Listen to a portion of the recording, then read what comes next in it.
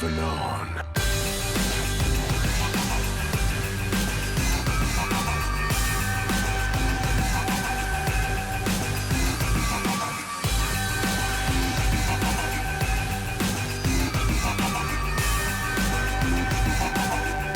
Keep moving on.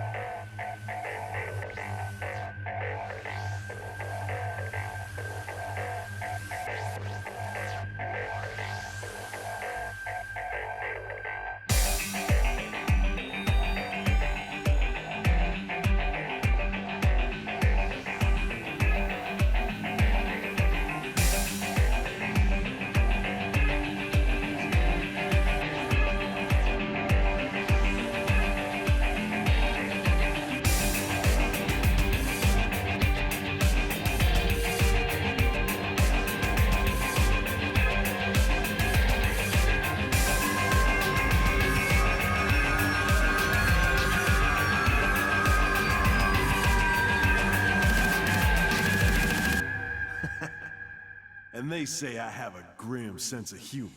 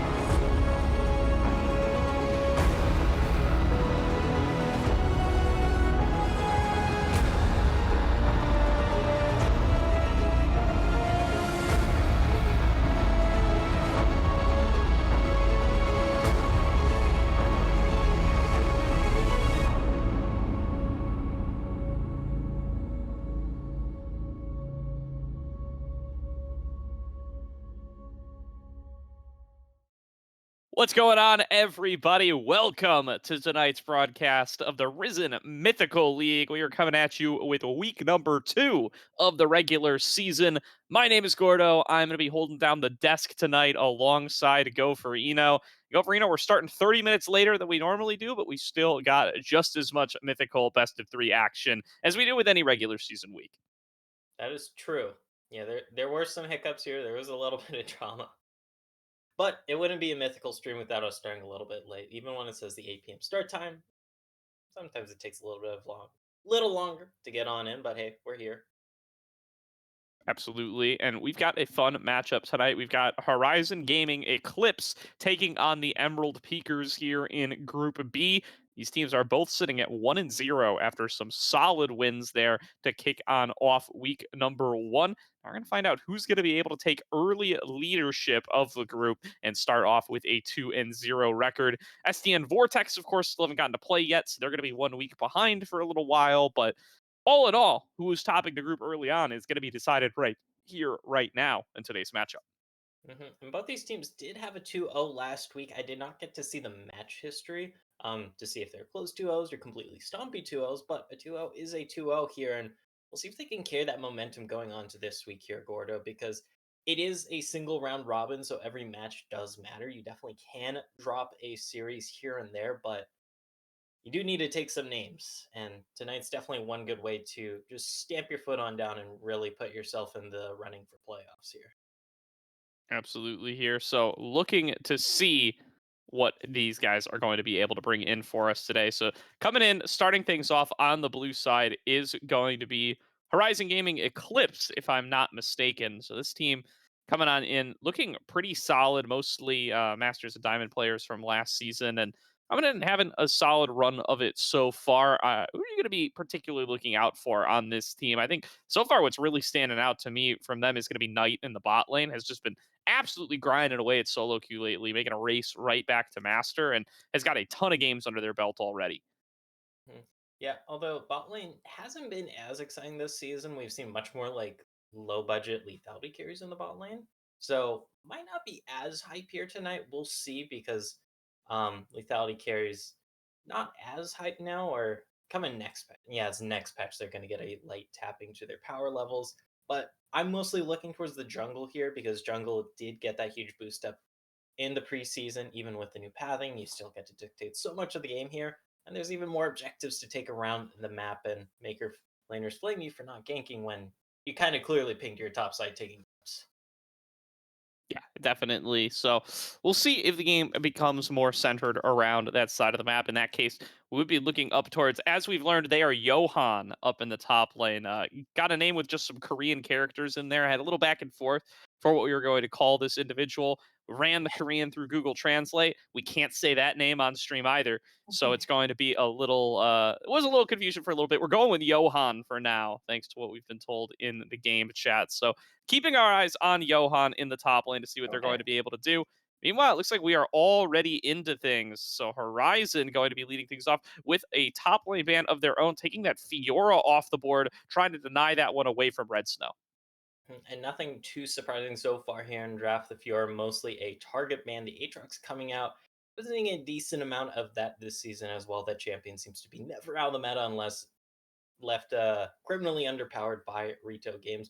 We'll see what the last ban here is, and we'll see what the priority is here for Horizon. Because there are still power picks left up on the board here. It is in the wake of preseason. We didn't even get a proper preseason. It just kind of dropped, and we're in the new season. So been having a lot of fun dealing with that whole deal. Absolutely. So looking like some top lane focus. There's that Karma ban. I expect to see Yeah. a lot of Karma off the table in tonight's matches. The champion's still just a little bit on the broken side. Not going to be something that we expect to get too much of. But first pick going to be going on over to Horizon. Want to remind everybody, and we'll keep reiterating this as we get throughout the series. We are in Fearless Draft now in the Mythical League. So ever you pick here, this is going to be your only game of it. You better make it count. Horizon with their first pick on blue. What do they want to go for? Yeah. They do lock in that Varus that has been the pick that Knight has been spamming in that bottom lane. Already has 48 games on it in the season. Going to be plenty happy to be able to get it in their hands right here to start things off. Has been performing solidly throughout. the split so far, even though there's only been like 2 or 3 weeks of pro play so far, but it has been seen all over. It's one of the prime AD carries. Ezreal has gotten a lot of buffs. I know there have been some people saying that they kind of went a little too far. I haven't seen the exact results myself yet on this champion, but I do know that the buffs were definitely warranted, and we'll see if Riot went far in one direction. But the Ezreal can do decent into the Varus because you are able to arcane shift out of that ultimate pretty damn easily, and it will give you a lot of safety when dealing with poke. It's been a bot laner we've seen paired with the Karma actually a lot. So with the Karma already banned, it's interesting to see it taken so early. As you said, it is a pretty safe lane into the Varus, who can be so effective and so blindable. Now, what do the Emerald Oh, Peakers want to take? Nothing is not an option. So we will have to be finding out what that pick was here before too long. And then Horizon going to get their chance to respond. They are taking Renata. Renata. So it's going to be an Ezreal Renata bot lane for the Yeah. Emerald Peakers. Okay. Interesting. Not a combo you typically see a ton. It's not like the champions have a ton of anti synergy with each other. Um, it's just usually the Renata gets paired up with more aggressive AD carries. But the Zyra being hovered, going to be locked in here. That is going to be a lot of poke here in this bot lane, assuming it is Zyra bot lane. Oh no, okay, the Zyra changes next match. I keep getting mixed up here. But it's gonna be a lot of poke here in the bot lane between these two champs. Of course, definitely very immobile, so I'm curious to see what the Emerald Peakers want to grab for the jungle here, because this is a very punishable bot lane if there are no flashes available, or if either of these members of the Horizon bot lane do overextend. But if you do perform it well, I mean, Ezreal Nada is not going to really get to play the game too much here in the bot lane.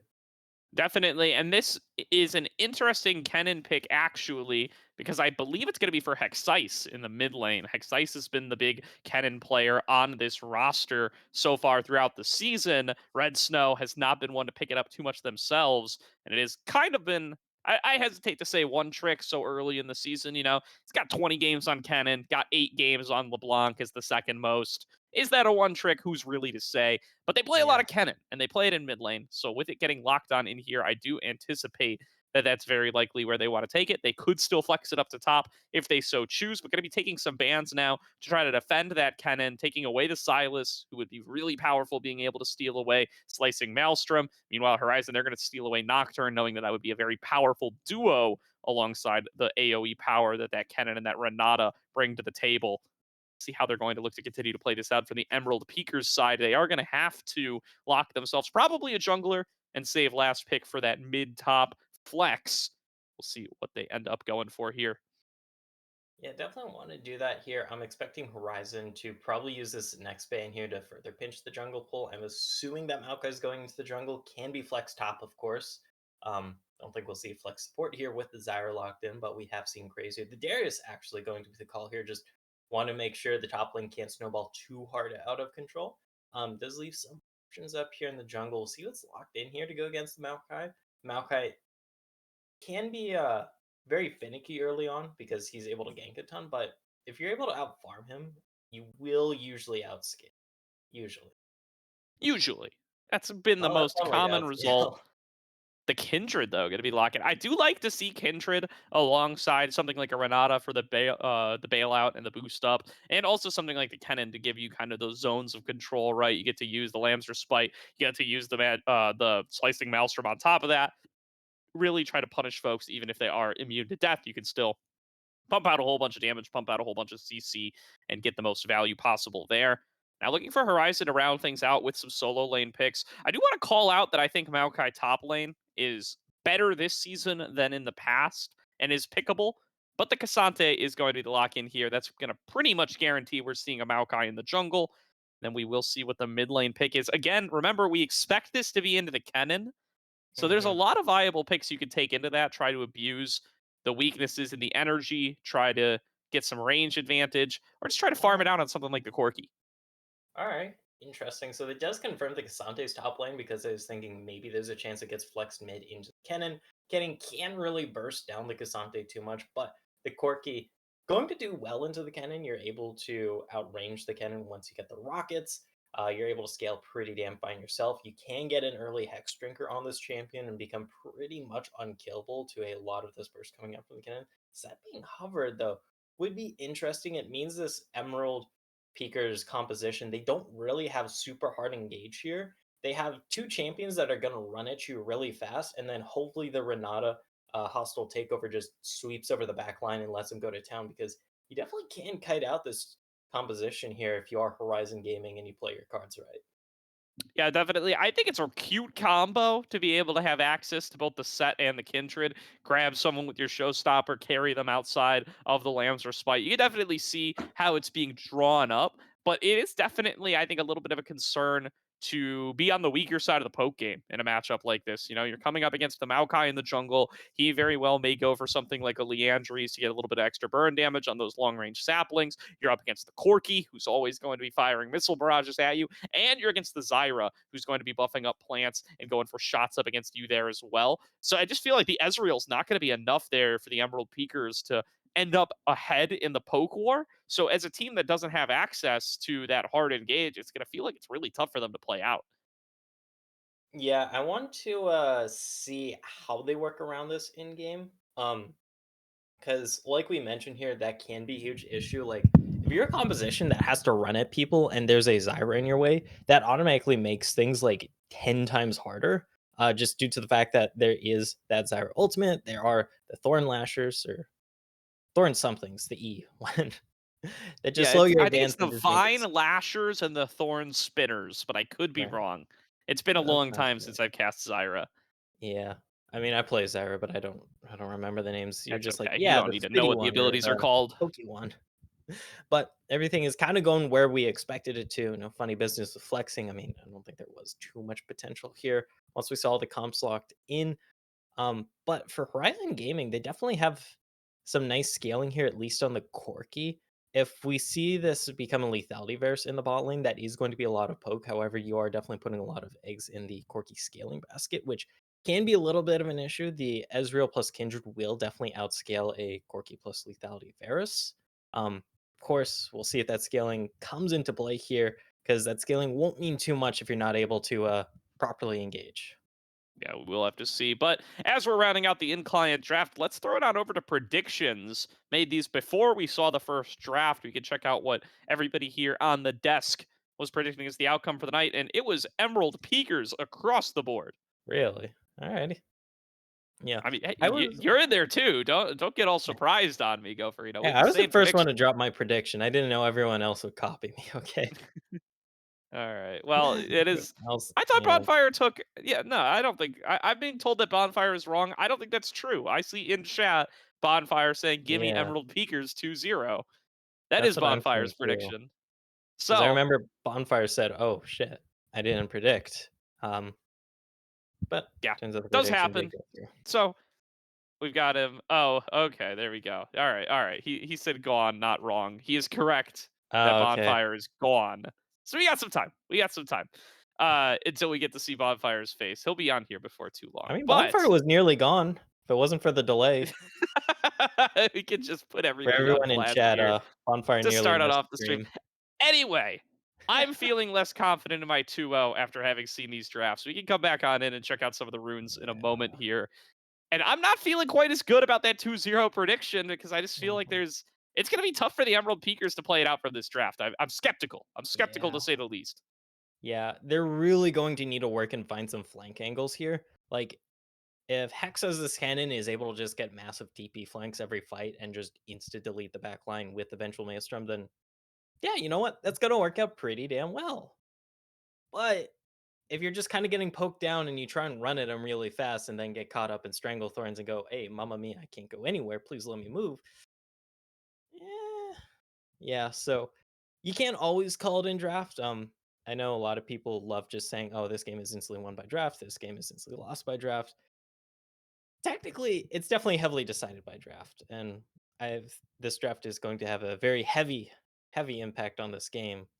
But I don't think it's completely over from the Emerald Peakers here, just based on draft alone.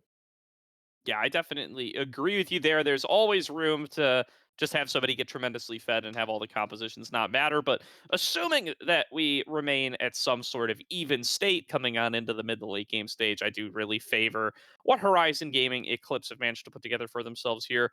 Take a look at the runes here before too long, but expecting some pretty standard stuff across the board, unless you're aware of some really unique set and Kennen tech that we haven't gotten to see too much of. I figure the Kennen mid operates very similarly to the Kennen top lane, and we'll just be going for that standard build.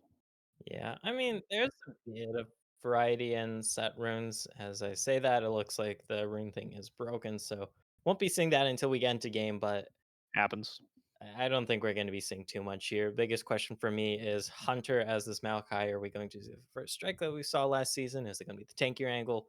There are some variety of options when it comes to your runes here as the evil tree. Yeah.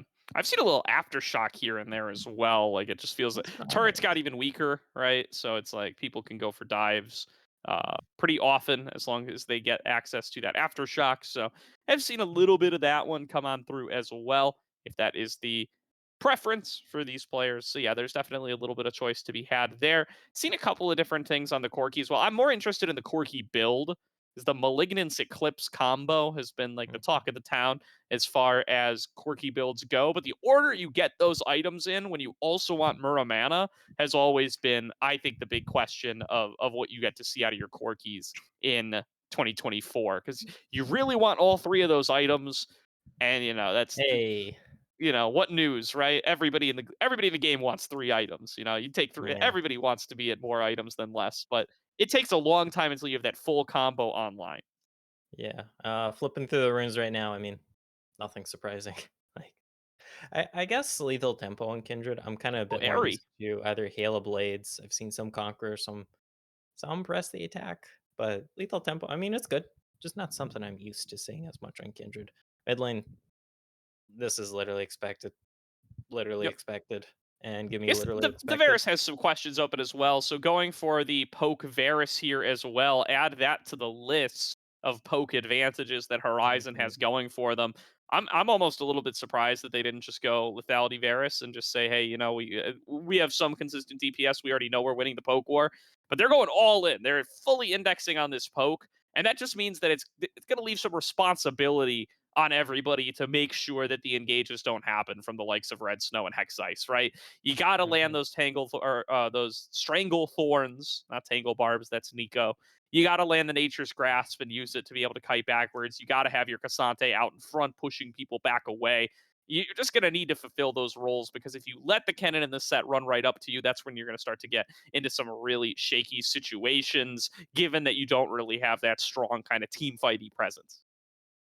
Yeah, yeah, we'll see how that plays out here, especially around objectives, because that's where these two teams are going to be forcing the 5v5s here. If Emerald Peakers can help it, they're probably going to be looking for a little bit more on the skirmish side here with 3v3s. Mostly because, like, if it's the 5v5, you already know that Horizon Gaming, they're going to be at full force for dissuading whatever engage you throw at them. And they're going to be throwing out all their poke at you. Whereas if it's a 3v3, it's like, maybe one of the key pieces of the puzzle keeping you away is not there. So you can catch one of these carries with their pants down. Absolutely. And looks like we are about ready to get into game here. So we're going to send you Yeah. guys over to Slayer and Bonfire. Take it away for game number 1 of the night, gentlemen. We will see you on the other side. Hello, everybody! And like Gordo said, welcome to Summoner's Rift, the familiar battleground we all know and most of the time hate. Slayfire on the call here, and Bonfire, I know we had some name trickery. I now see that some of these names are actually different than what I just saw on the Champ Select. I was about to say, where did Lazarus come from? But Yeah. Lazarus isn't here anymore. It is Johan Top, and I don't know who Flo is. Or actually, I do know who Flo is. I'm just completely thrown off by all the names. I also, really quickly, invested Complex. I don't know why you didn't just roll with Estonian Sniper. You're playing Ezreal, and your name's not Estonian Sniper? I mean, come on, man. I'm surprised that you're surprised about this. We've been casting this for years now, and you know how NA names are. People are really strange about what they want as they're defining, what people to call them. But look, it's what the Kindreds. What did we say? It was Demon King, and we've got Johan as the Cassante. So just put those to memory. I'll Demon probably Emperor. yeah, Close. Demon Emperor. That's what. See, that's the thing I'm gonna forget. So I'll probably just call him Kindred and Cassante. Because if you're a viewer, it's hard to, remember. But as a whole, names are all over the place. We've got a good game though. I'm glad that we had Gordo and Gofrino to break down these really interesting drafts because they were right. This poke comp feels really, really difficult to get through for Emerald Peakers. Yeah, I don't know. I don't know how they're gonna get through. It's gonna be rough because I don't want to sound like a broken record, but yeah, good luck running through a Zyra and then a Maokai and then a Cassante, who can also just brunt your CC to even further make issues. So this is a really tough game here. It's really going to come down a lot to who gets first setup at a lot of these neutrals, and with Season 14, those neutrals become a lot more important a lot earlier with the good old Void Grubs. Yeah, I also think that you're going to want to see this Kindred go down bot a little bit more. That is a great invade right there. I believe they got the steal. Yeah, if you're looking at the CS department, that is going to be a steal. Good snag right there, more good damage in the bot side. I was going to say it's kind of all on this Kindred helping out the bot side, ensuring that they don't fall too far behind to a poke composition, but actually it's the Kindred just abusing this Maokai. Yeah, and there's no pushing lanes in his face, and I think he's Demon Emperor nearly had himself first blood if he really wanted to go aggressive for it and dive the turret. It might have gone wrong, but yeah, that's the power of pushing lanes, right? I mean, Hexice was constantly shoving in, and you can see Red Snow has gotten this Cassante pressed right up against his turret, and that's a good way to get in Maokai's head. Both these junglers can really suffer from being put behind early, and, well, one of them is now. Yeah, also realistically, Flo could be in danger too. Wolf just barely able to get away from a potential kill right there from the cannon. I was also going to say this Ezreal, along with this Renata, you don't expect them to win lane, right? This is not the lane that you drafted for to win lane. They did end up winning lane. They're getting push in. They're doing really well at ensuring they're not shoved under their own tower, and the Syra isn't able to roam. And because of that, this Kindred really just able to do whatever they want, which is provided to be not so great for this Maokai, as Ignite's going to be dropped on Knight's head. And I think you're seeing that a lot in the LCK. I've been seeing it a lot from Keria does this. I've seen Beryl do this, really high-level supports. You go Ignite, and you don't take it for lethal, but rather just to force them into bad trades so you get that first push. Because now, if they wanted to, they could potentially roll up with this Kindred, but does have to be careful. Doesn't realize this, but they are all here right now. Yeah, Demon Emperor doesn't get hit by the root from falling asleep, so he'll be able to walk out, but he's still just keeping that pressure up, not letting Hunter Wolf Steel get any sort of comfortability. He's even getting leashed on his red buff, and no, this is not 1 minute 30 on the clock. And if you're the Kindred right here, you're making a beeline towards that top scuttle, and that's exactly what you're doing. Flo's going to spot this out, but don't really think that this Kindred is worried about that. Maybe gets a little poke across, just walks himself away. Now the question is, Maokai's also making a beeline, and it looks like the Corki's got first roam. Can they even really go for this stack? I'm going to call it off. Yep, just calls it off. I mean, not much more I could say here. He just backs right off, and that will deny the stack. I'm not the fan of Demon Emperor sticking around to get a lot of that poke. You kind of just want to cross over and maybe take a shot at it. He set Smite up too, so could have gone a lot differently. And now you have Hunter Wolf Steel with control of this river right now. And he doesn't have push in mid, but he does kind of in top for the time being. And he's going to jump around these grubs, but he's got to be real careful with how long he sticks around. Yeah, this is a pre-6 Cassante, and this is a set that's had push for the last couple of times. They know the Kindred was here as well. If they really want to go for this, I'm not sure about that. They get the Ghost out of the Cassante as well, and we're able to get 2 of the Grubbians just with the way that the Kindred had her camps up, you know, needing to get them on reset timers and whatnot, but getting all of them was just not really a distinct possibility, and I think they realized that. I'm still a fan of, as long as you're denying a team from getting 5 or 6, grubs are a lot more neutralized than I think people made them out to be once Season 14 really broke out. So splitting 2-1, certainly going to help that out here. Ooh. Ultimates are available. All out going to come out here for Johan. Good W back. Red Snow now looking for the Grand Slam down, but he goes right into his own turret and gifts first blood to Johan. Yeah, I thought it looked good at the first, beginning of that fight. The Cassante didn't get him under tower, did a lot of damage. The W still got the true damage in the middle of it. And I thought maybe if this set is able to, dunk him towards the tower, away from the enemy, there's a potential opportunity for an outplay. But no, Cassante thing, Season 14, yada, yada, yada, etc., etc. That is a great solo kill right there. And that's really going to help shore up a lot of the difficulties that this Cassante's had into this set. Yeah, I mean, that was a rough ult from Red Snow. I mean, he showstoppered into the enemy turret with no minions. So you have to be really healthy, have your W up with a lot of passive for that even to work out, and it didn't at all. So yeah, this just feels like a slippery slope, right? We already came out of draft where it's like, hey, if you don't kind of get the ball rolling with this comp where you're relying a lot on champions that need to kind of like flash or dash their way into grabbing these poke champs, the game's going to be rough already. And granted, they are even in gold despite the first blood. There is a chance Corrupt's going to land over top. A lot of bursts coming across. Heal on top of this Estonian sniper, and he barely dodges a W, but the piercing arrow will snipe him from distance. Kill goes to falling asleep, but another kill for Horizon Gaming Eclipse. Yeah, beautifully. Very well played. And this Kindred's got to be careful as well. The Maokai can really just chase him down. Flows on the roam. Hexice has ultimate. Goes for it, gets the stun. The root doesn't come through in time. It's going to be traded, but Hexice does knock down the Corki early.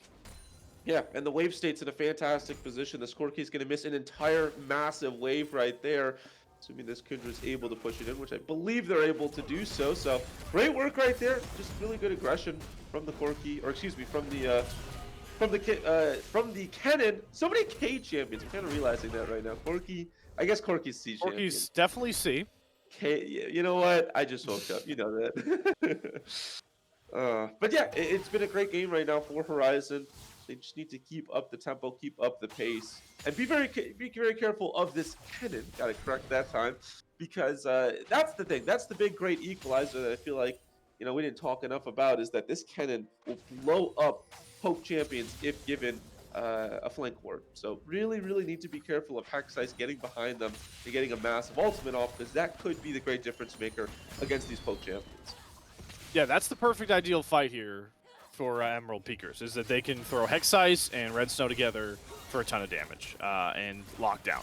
But that's what they're going to be leaning on a lot, and we'll see how much gold they'll have backed up in some of their other damage dealers, like Infested Complex, who Arcane shifts forward into the True Shot Barrage, kind of just doing what I like to see from some Ezreals, which is once you're starting to land some of your spells, even if it's not like lethal, throw out your whole kit. If you can land it, you're at least getting yourself some lane pressure. And that's exactly what we just saw. And again, this is going back to the idea of lane pressure like I was talking about. This Maokai doesn't really have many shoving waves. At this point, the Corki does have some decent wave clear, so you can kind of rely on it to get some mid push consistently. But the bot lane being shoved in, the top lane consistently, I feel like the set still wins, even with that solo bolo on the top side. And so it's just difficult for this Maokai to move around the map, as below that it's great damage onto Hexice right there. And this Corki's only going to get more and more dangerous as this game goes on. Yeah, he did miss the first missile too, so the Flo might get punished. He does already use his dash. He is flashless, and he has no idea that Thyleco is coming for this flank. Slow's going to land, waiting for the root. Maokai, Nature's Grass coming out defensively, and it's going to save Flo for the time being. Great hover there by Hunter Wolf Steel.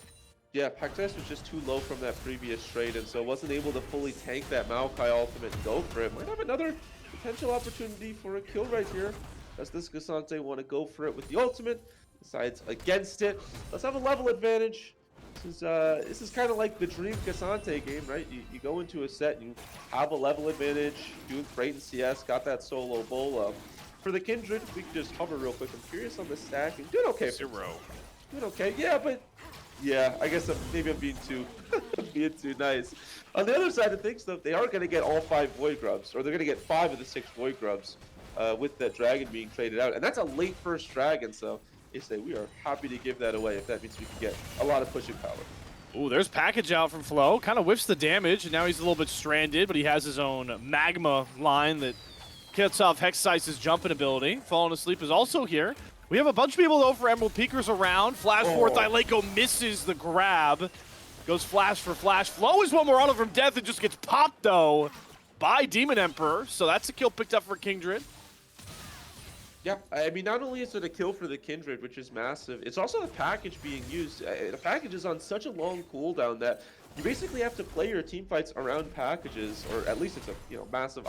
It's a very massive team fight advantage, and so the question is, does Horizon feel comfortable going for big team fights without package available, especially with the fact that this is a no-item Corki right now. This Corki's opted to get a lot of components. They're sitting on a grab bag of loot, but no items. So, if there's a potential fight going forward, do they feel comfortable enough really committing to it? And we'll have to see, but I would err on the side of caution if I'm Horizon, because Hexice chunking him out.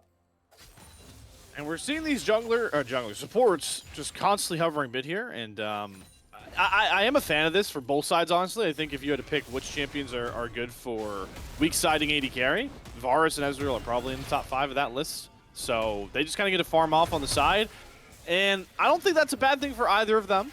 They both, especially with the lethality Varus, as Knight is going to get jumped on here. Immediately pops that Yomu's. Good throwback. Hostile takeover flashed away by Knight. Good cutoff. True Shot Barrage is also going to whiff. Somebody needs it a skill shot. It might just be the Auto Fest or Inflex and Complex. He'll pick it up. Stranglethorns, though, will set up the trade here for Hunter Worth. The bailout will not come in time. And now Thylaco is cut off here. It's once again Hunter Wolf Streel being in the right spot at the right time. And he gets his support a double for it. Yeah, it's been impressive from this Maokai, even with, really getting put behind early, as Snow might be in some danger here. Yeah, Yep. this Kasante has ultimate. This is a dead set. Beautiful all out there. Utilizes the full wall to get as much of a stretch. Here is the showstopper back out with no W. Red Snow doesn't have the trump card. And Johan has 2 solo kills to his name. Yeah, Johan's been very, very impressive in this top side. The question is, will he die? Still has all out, just Yeah. not finally lost it. So There's the unstoppable form out. But But here comes the Slicing Maelstrom. And yep, that'll do it. One more auto. Shutdown comes across. The action doesn't stop. The Hunter will steal flashing on top of Demon Emperor. But he is surrounded by 3, and he is paying the price for his invade. Doesn't even get all of the Raptors for it. Yeah, didn't even get a chance to flash right there. Still had flash on the Kindred. Decided to, not be able to use it, just with constantly getting slowed and pushed away and so on and so on. So ends up losing their life for it. I will say, even with the kill discrepancy, it still has been advantages. Hold on, falling asleep. This is not a shutdown you can give over to the Ezreal. Has to be careful. Hunter Wolf Steel is here. So once again, he's playing body blocker. Gets a good root. Flow is here as well. The Missile Barrage will almost pick up the kill. There goes Thylaco. Chains of Corruption might set up for a second. Flow flashing under turret. Will grab it. Didn't hit all the skill shots, but a double kill is a double kill. And Horizon Gaming and Eclipse are rolling. Yeah, if you are Thylaco, I just don't think you can be walking around right there, especially not knowing where anybody is. Hunter Wolf, right place, right time. At a certain point, you have to start thinking, is it the right place, the right time, or does this guy just have pretty elite positioning? And I'm gonna have to go with the latter. I think that early on, I was thinking, man, how lucky is this Maokai for where they're always ending up? But recently, starting to think more along the side of just always recognizing where the potential plays are. Has been very, very strong. Again, right place, right time, great positioning, knowing that this Kindred's going to want to go for their mark, and they might have another kill right here. Yep, Red Snow does not have ult just yet. Already has the W down. That's a very vulnerable set. A good Slicing Maelstrom is going to whiff, though. They get the turn. Red Snow's alive somehow. And now here comes the Emperor to find the shutdown just when they thought they had it. Emerald Beakers turn it for 3. Yeah, that's completely all on Thylaco right there. I hope later on, hint, nudge, nudge at our desk, that we're able to see that again, because that is a massive, massive ultimate right there. That's just, they're all fighting each other, Slayer. It's hard to fight anybody else when you're fighting each other. Any licensed therapist will tell you that. And so, because of that, they have to work through their inner demons before they're able to take the team fight. By the time they do so, they're just into a massive ultimate from Hexice. And it's the bailout that gets Snow alive, able to get the unstoppable onto the Kasante. That is a 3-for-0 alongside the Rift Herald. And blink and you miss it, a 2,500 gold lead right now for the Emerald Peakers. Yeah, you can see where a lot of that gold is. You got over 1,000 gold lead in both jungle and mid right now, which is doing them wonders. Hunter will steal, though. We've praised a lot of his movability on this jungle, trying to dictate the game, keep his squad in it. And now he's going for a dragon, but Hexice is here. Does have Slicing Maelstrom coming up very soon. Gonna flash after Knight. Not even need the ultimate. Will finally drop it and will kill off the Varus, but what will it cost his squad? He's gonna fall in hand to Flow after the bailout goes across. Shutdown in accord. Nature's Grasp grabs 3 to set up the damage. Does Flow have it? He forces out the Kindred ult just to keep Emerald Peakers safe. And now Hunter Wolf Steel falls. in the background. No rescue from Johan in time. It's all on this Corki firing the missiles, but can he get close enough? Low is hunting, jumps forward, misses the missile, doesn't need it. Otto grabs it, but Rensto pulls him back. Stranglethorn's out now. This set very low, has to go to the W, doesn't get the damage, it's starting to burn down. All out comes across Johan. Can he go huge here? Only claims Red Snow, and the rest of the squad's limping away. Oh boy, both squads limping away. Feeling a little funny after that one. Crutches and casts all around as both teams have to be happy with the 3 for 3. That was an all-out war right there. I'm talking multiple battles. I'm talking Gettysburg alongside the Alamo. Both teams with their own individual heroes, bringing them back into that fight. At the end of the day, I think they have to shake on a little bit of a truce. That dragon still stands. Are we going to have a potential second fight? Or do these teams want to shove out the side waves? If you look, the Corki doesn't have the package, and with no top turret, it looks like they're just going to concede this one. Not true. Wolf Steel is moving over, but yeah, it's burning down way too quick. Maybe one of the plans to get the steel there, but it will be picked up. That does give Dragon Stack over to Emerald Peakers. And they got to be happy seeing an Ocean Soul come out, as the Rift is really not happy about the Ocean Soul. You got a little bit of a rave on the Rift right here. I kind of like it. Everything's black. Okay, I thought I almost had to give an epilepsy warning. If that kept up for long enough. Yeah, it was a little crazy, but League fixed itself out. I'm just glad that, you know, not to jinx it, we're not having any other issues, as, oh boy, Flo might have some issues right now. Yep, no Lamser's Respite up here, so if Demon Emperor doesn't get enough good damage, he would be dead, but he's going to find Flo. Flo, no flash up, just came up, and that's a big shutdown and just more gold into the Emerald Peakers. Yeah, and they're continuing to have push in multiple lanes. They get the mid turret as well, and Johan's just not going to have the ability, even with the overloaded top side, to get any push in, because really great roam right there, or from Hexice coming back from base, recognizing where the weak side of the map is, where they need to help out at. Emerald Peakers, I feel like Horizon, really great early game, just with, you know, where they were at all points in time, getting that lead in the kill department early on, but so far the team fighting and the mid game has been all Emerald Peakers, moving around the map perfectly, playing their timers, playing their numbers, doing a great job of pushing their advantages. And remember earlier when we were talking about this Kindred, it's been a tough one for the Kindred, hasn't really done that much.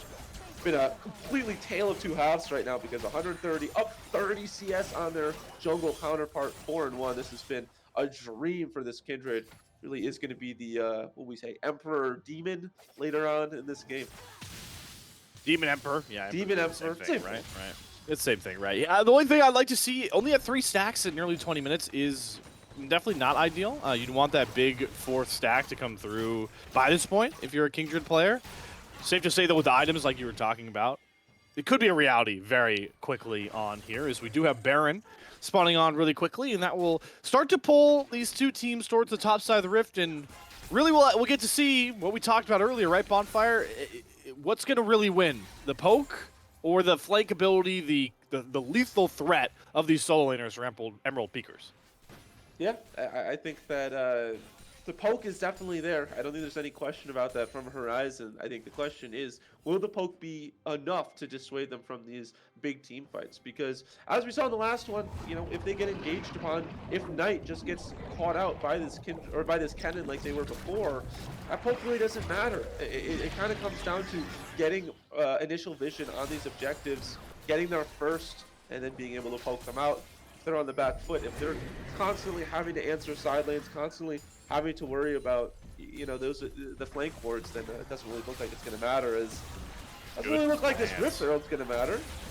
Great plant there from Fallen Asleep to stop Shelly in the tracks, but yeah, she will get the crash. So pressure up for Emerald Peakers. They recognize that they're at the item points that they want to be, right? You've got Infested Complex at 2 items on Israel. The more Amana completed, that's a big power spike. 2 items on this Kindred as well, and the Kennen. So just keep shoving lanes and force this poke-oriented team with not much engage to step up into the river, where they have very little vision at this point. Yeah, Corki has no package as well, and this is only a 2-item Corki, so you're not going against the Malignants yet. Obviously, the Eclipse alongside the Miramana means that they're going to do a lot of damage with AD. You know, it's still going to hurt if they land a couple of rockets, but the Malignants is where the Eclipse proc really starts to shine. If you don't know, oh boy, hold on. Hexice camped here for so long, 30 seconds pays off, and you just deletes Flow. See you later, Corki. Yeah. What I was going to say is, if you didn't know, Malignance is going to proc the Eclipse on every single rocket, but doesn't end up mattering because not going to land any rockets if you just get chunked down and destroyed in one shot by Hexice. This cannon going to have to be a threat to worry about, as I think Snow might be dead again. Okay, well, these are the two least damaging members on the team. Good flash off of the Showstopper. Will get Red Snow out. Can he outrun the Nature's Grasp? He can't. So the roots are going to change. Stranglethorn's down. They really, really want to get Red Snow, but another beautiful hostile takeover will buy even more time. Red Snow will end up falling, but how much can his team get on the back end? They pick up a mid-turret as they lose their top laner. Yeah, they burn a lot for that as well. That's 2 ultimates. I think that's actually 3 ultimates. No, that's 2 ultimates. Yeah, Cassandra didn't end up using all out. So that's Nature's Grasp alongside the Tanglethorns down, which are 2 of their biggest playmaking ultimates. So they see them on this Baron Pit. If you're Horizon, just not sure how you're able to kite this fight out. Really only have the Varus ultimate. There's the package, though. Flo is going out for Thylako, though, and in the background, his team is getting deleted here. Support traded out for 80 carry as Knight will fall, and now it's all on Johan to find something, but he's surrounded. Hexice cuts off his escape. Flo picks up the kill on the support, but he loses all the rest of his team. Yeah, that's Knight down again. It feels like Knight has really not been able to play this game, and there's the teleport from Snow. Oh, no. Wants to make this an extended fight. Flo, you might be in trouble, my friend. There's the dash away, but he gets Flash. the pullback, and Flo, will he just hold Flash here, looking for an opportunity? Even eats the W, he knows he's as good as dead. Hexice making sure that Flash would have been a waste. Solo kill picked up towards the top side, and it's sole point now in the background for Emerald Peakers. Yeah, and they lose Dragon, and this is what I was talking about. The macro movements of Emerald Peakers has been beyond Emerald. I mean, it's been really great for them. I'd say they played very, very well. Just always getting something across the map, multiple things across the map if they can help it. Hexice and Snow could be in danger. I mean, Hexice should be able to get out at the very worst.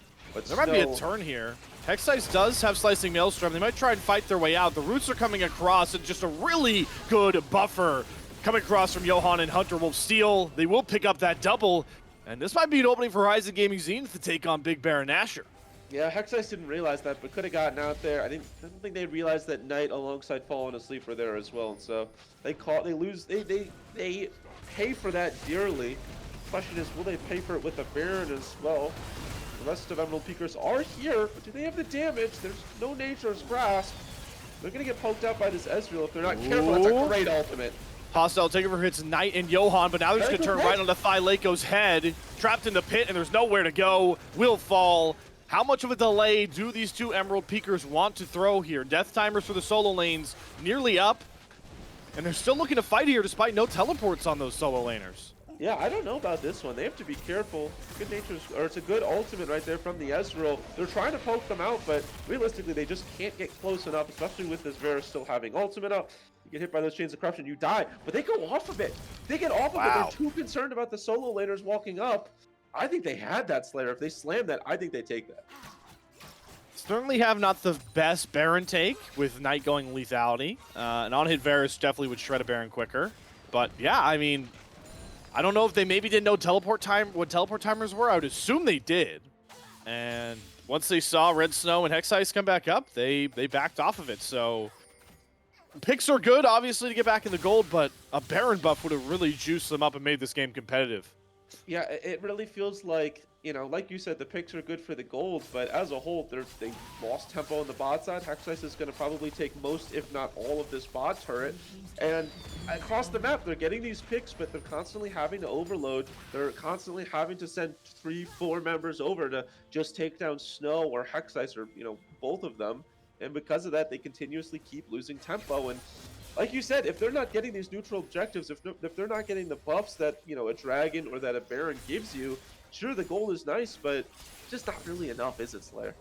And they're just not, they have no turrets yet. Bonfire, 26 minutes. So jeez, yeah. Not only is that standing gold is the obvious point, but they just have no control on the map now because they're lost 6 turrets, all their inners and outers. And it just sets up all this great vision that makes every step into your own jungle. A question, is Hexice just waiting to delete somebody? Knight's going to pop Yomu's, trying to get the Chains of Corruption, but yeah, Hexice was safe the entire time. Yeah, that's another ultimate down as well. Luckily, no Dragon up for a little bit, but I mean, that's a big kiting ultimate down. That's a big pick ultimate down. and you don't have it up if there's a potential Baron take. It does look like Emerald Peakers all taking their resets pretty much at the same time. Great timing on that to ensure that, you know, nowhere on the map is really too shored up later on, as this Ezreal's just going to clear out mid lane. And they're all going to come back very, very strong. This is 3 items on this Kindred, 3 items on this Kennen, and actually also has the stopwatch as well. 2 items, actually 3 items on this Ezreal. These are very, very strong Emerald Peakers at this point. Yeah, Hexice and Infested Complex can really dole out the damage here. The tank items aren't fully through for this Maokai. I think Johan's the only one that can survive a good amount of chunking here. But then again, it is very AD oriented. So even Hexice, I think, could shred Johan. He's got a Frozen Gauntlet and Thormail with a Jack Show. There's not a ton of MR behind that Cassante. And Does have the Frozen Gauntlet. Oh, hold on a second. Ice Gauntlet. That is the weirdest arcane shift ever. Oh, that's a gift from Emerald Peakers. Hexice is trying to make sure they punish it. Underworld Steel will fall. And even with the freebie kill, how much more can Horizon Gaming Zenith get back here? Great package. The Rocket puts Hexice very low, goes golden, and is able to dodge out the last missile barrage. He'll stay safe, and Red Snow will try to clean up the party. Flash forward coming from Emperor Dev Demon, and he's now dominating in this game. Even when they get gifted a freebie, things aren't going right for Horizon. Yeah, that was maybe the strangest arcane shift into no vision that I've ever seen. But they end up not paying for it. Great work right there. I mean, Hexice is an absolute monster on the Rift. When you have to worry about the kind of dual threat that is Hexice along with Emperor Demon, it just gets so difficult to play this game. Also, gotta give credit over to Snow right there, flash Wing, making sure that Corki does end up falling. I think normally with fights, when you chunk someone down, you think, all right, they're out of the fight. We don't really have to worry about them. If we get the kill, we get the kill. But it makes it a 4v5. Not really the case with Corki or Varus because of the poke possibility. So killing the Corki before he's able to land any more rockets with the Malignants, very, very important. And now their eyes are on Baron. Yeah. I mean, you see how dark it is. Underworld Steel just walking up now, sees how low the Baron is, but really good brunt. Picked up for easily by Emperor Demon. And Underworld Steel just has to run away. That's the problem with not having any turrets, with having no vision. They'll look to fight here. But Red Snow's the tankiest member. He's willing to brunt it, trying to get a big W damage out. Nearly deletes the Maokai. And here comes Hexice. Rising Maelstrom doesn't find its targets, and he will get poked down and shut down by Knight. Johan, though, going forward next. Or excuse me, Emperor Demon, who's godlike, is hunting for Flow.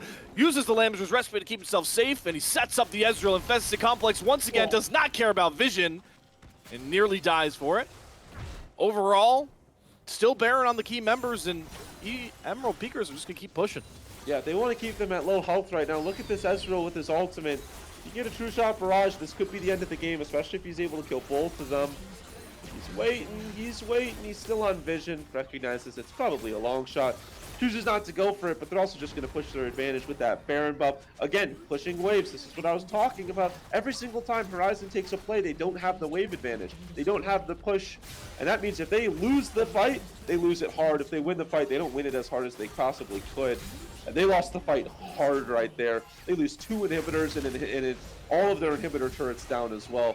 It's a tough look right now for Horizon. And this poke comp, what looked like a blessing, is feeling like a nightmare right now. Yep, Underworld Steel just trying to desperately create something for his squad, waiting for the rest of the team to get here. Good Chains of Corruption, and they lock down the Ezreal. Poppy goes. Falling asleep will grab that one. Now it's a 5 versus 1 for Red Snow, and nobody likes these odds. He's just walking around and will get pierced. In the background, though, the death sentence of League of Legends is going to come across Bonfire. Triple inhib. Yeah, I feel like I'm being... This is exactly what I was just saying. You know, when they win, they don't win as hard as they possibly could. They're able to just barely keep their base alive, and when they lose, even when they win, they still lose an inhibitor. You just have so many holes in their boat to shore up. Only so many pieces of plywood. I feel like we're going to be calling for an SOS soon, because this one's going to be going under. There's just not a great amount of wave clear. There's nobody on this team that can viably go out and split push without getting caught. Flo was maybe going to be the only one, but he is game high 8 deaths right now and been picked off multiple times. The gold is just completely lopsided. This one just, there's not much to do except turtle and pray that you see a mistake from Emerald Peakers. Yeah, I mean, look, you've got your Corki. It's a lot of damage. This is a one of the best scaling mid laners in the game. You can hope for some poke there. It's a fairly squishy, rest of the team as well, right? Kindred, you've got a Renata, you've got Nezreal. These are not champions with the most health bars. So if you're able to chunk them down, you could, potentially do some work in stopping the push. But like you said, triple inhib is really, really difficult, especially because you look at the poke that Corki is able to do. Great, fantastic, that's awesome. The wave clear isn't really there on the champion, and so because of that, they're just constantly going to have to be answering for a very long time. All right, they're trying to jump Demon Emperor. He has Lamb's Crest, but if he needs it, he's getting gonna rooted. need it. Brunted drops the ultimate. Great hostile takeover from distance. Nearly gets Hunter Steel killed by his own team. Vico now getting jumped on. Hexice drops the slicing Maelstrom, and pop goes the Cassante. All that armor and magic pen or resist does nothing. And all the while, the super minions are going to end the game themselves. Yeah, they might take both turrets without even having to auto it once. They're going to auto it to ensure it goes down. And Slayer, I think this one's over with the gold lead with the minions. They're going to delay it a little longer, but this one's going over that EP. Certainly not the easiest comp to execute, but Emerald Peakers made it look like a breeze for most of this game to take a 1-0 lead and set themselves up for a perfect start in Group B. Yeah, they do a great job right there. They push the advantages. They had great map awareness, always in the right lanes, always in the right positions. And I think it was an impressive game from Emerald Peakers because, like you said, not the best composition, I'd say. I think everyone would agree. We were not huge fans of that composition, but they made it work. And it felt like their, understanding of the macro of that game was really head and shoulders above their opponents. So they moved to 1-0. And I mean, they're looking to make this one a quick 2-0 after the delay. They want to go home, go to bed for their Friday, I suppose. Yeah, and mostly just take control of this group number B That too. here. That too. And, it was a very great macro game from the Emerald Peakers like you were talking about. It's not easy to find those fights when you're outranged and just overall the ability to get poked out, but they made it work. And they most importantly proved Gordo and Gofrino wrong in their caution with their composition. Let's throw it back to the analyst desk to hear them break down exactly how Emerald Peakers were able to overcome that draft obstacle.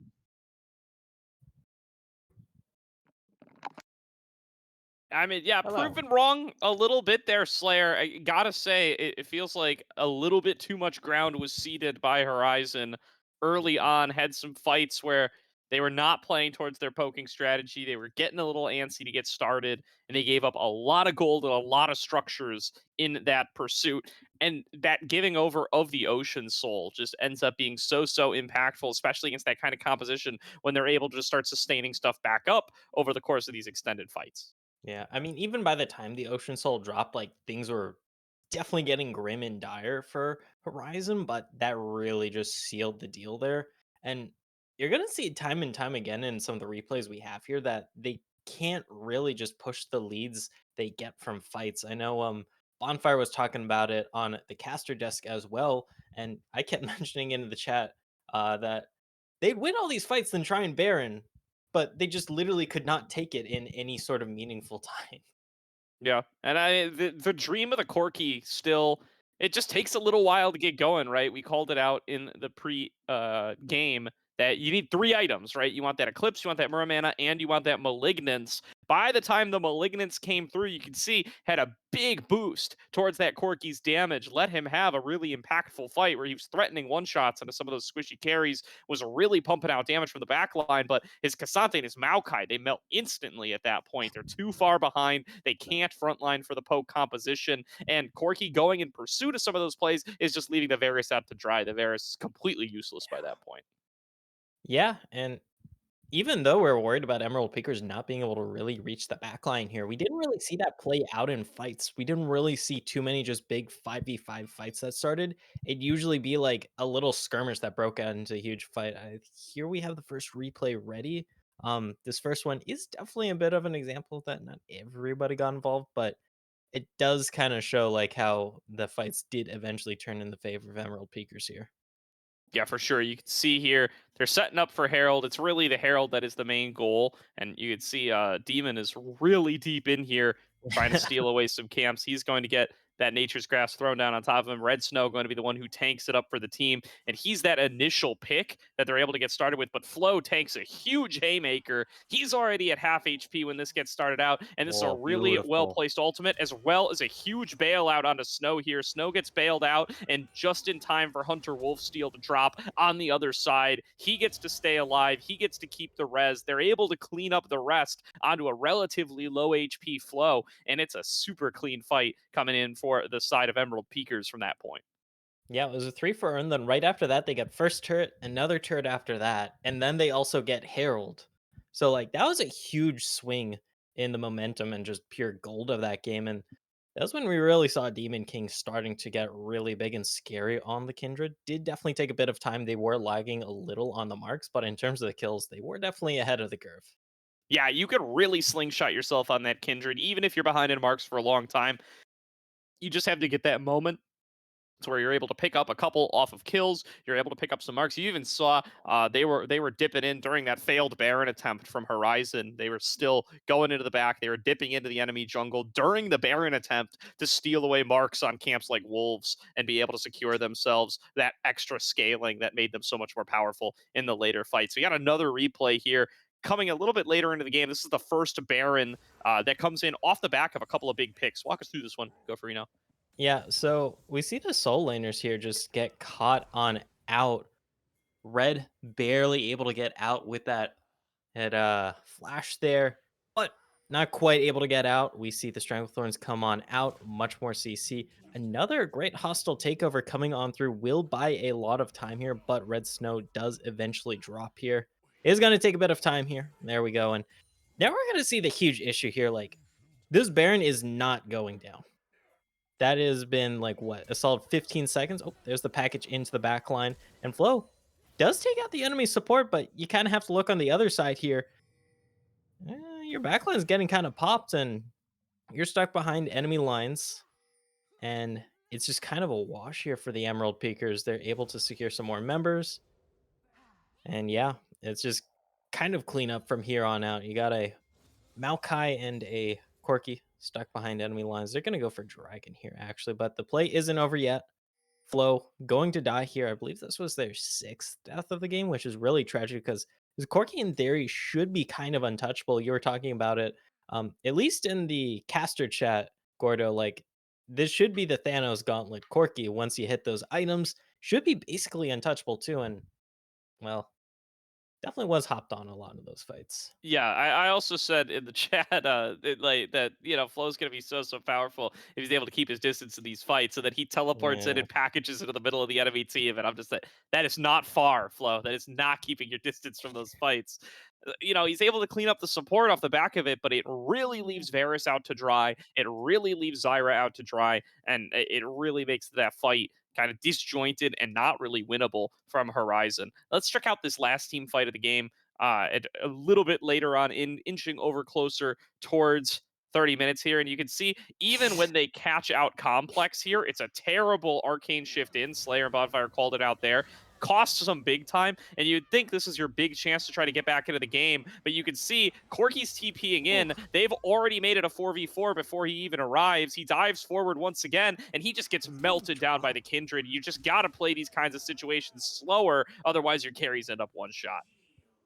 And that technically was a pretty good package there. You zone off the enemy backline, but you see Flo just try and stick around there, try and get some burst down, which is understandable, but it does cost him heavily. They nearly die there, and then the flash haymaker able to finish them on off. And I believe after this was what secured the Baron for the EP side, the Emerald Peakers. So I mean, by that point in the game, Horizon Gaming were already on the back foot. They had the objective bounties up, and they were kind of in the losing position. But this was what kind of really put the writing on the wall. Yeah, definitely. And I mean, you can see kind of that the Ezreal's not even really crucial to the composition at that point in the game. They've got their backup marksman in the form of the Kindred, and she can pump out all the damage that they need. And then they have access to the AoE damage of the cannon, the backup of the rest of the team, and they don't really end up needing anything more to be able to navigate their way through. Yeah. Yeah, I want to see what they change in this next game here because on paper, we're all seeing the praises here for Rising Gaming Eclipse. Like they had a lot of disengage to dissuade the two champions that are going to be running at them, or I guess three in this case, because we saw Demon King in the jungle oftentimes run straight into the enemy team, whether or not they had that Lamb's Respite on up. Did pay for it a few times, but worked out more times than it didn't. And Bonfire was just talking about how it felt like it was just a bit of a macro difference, a bit of an execution difference coming out from the Emerald Peakers. They're able to get a lot of control on the map early, and then Horizon Gaming, even with their wins early on, there was one point in the game where it was 9-4, all their lanes were ahead. They just weren't able to push their lead. Yeah. And now getting into game number 2, I'm really curious what we're going to see from the Emerald Peakers. They are moving on over to blue side as it looks like the draft is Hey. kicking off here. You've got to kind of wonder what they're going to go for in this game number 2, given how many of their key picks that they've lost access to because of this Mhm. fearless format, right? They don't have access to the Kindred for Demon anymore. They're a big farming jungler player in general. Kindred, one of the top ones up there. They also love to look at stuff like the Karthus, that Viego, that Lilia. What are they going to look for in game number 2? Especially because that Viego ban now starts to push you into AP jungler territory, and that really affects what the whole rest of your draft looks like. hmm Yeah, AP junglers will definitely tweak up your draft, especially if you go for something like that Karthus, who is immobile, yeah, immobile, and really wants to farm up themselves. You aren't going to have that early ability to just run into the enemy jungle, clear a camp, and then just hop on out like you do on the Kindred. Yes, you do clear camps quickly, but you aren't able to hop skip away. Nothing too surprising. On the rest of the bans, however, this is basically all copy and paste from the last time around. If I'm not mistaken. A little bit of order change though. And yeah. Yep, for sure. That Karma's going to stay banned, and that Xinshao's going to stay banned. There goes the Seraphine and the Fiora going to stick as well. One of these effects that Fearless does have is that you don't really have to change up your bans too much between games. Mhm, Since you never, even if you get surprised by something, even if they overperform on something that you thought you were okay giving them, well, they can't pick it anymore. So mhm, only going to really have to do that pivot if you think that you have a good opportunity to try to pinch them even further and really try to work that fearless angle into your advantage.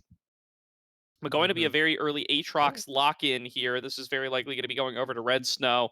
See how they're going to be able to pilot that one. And it's going to get responded to by Renekton very early. This is a croc that's been left a little bit to the wayside in the new season, but they're going to be Mhm. happy to lock that in into the Aatrox matchup.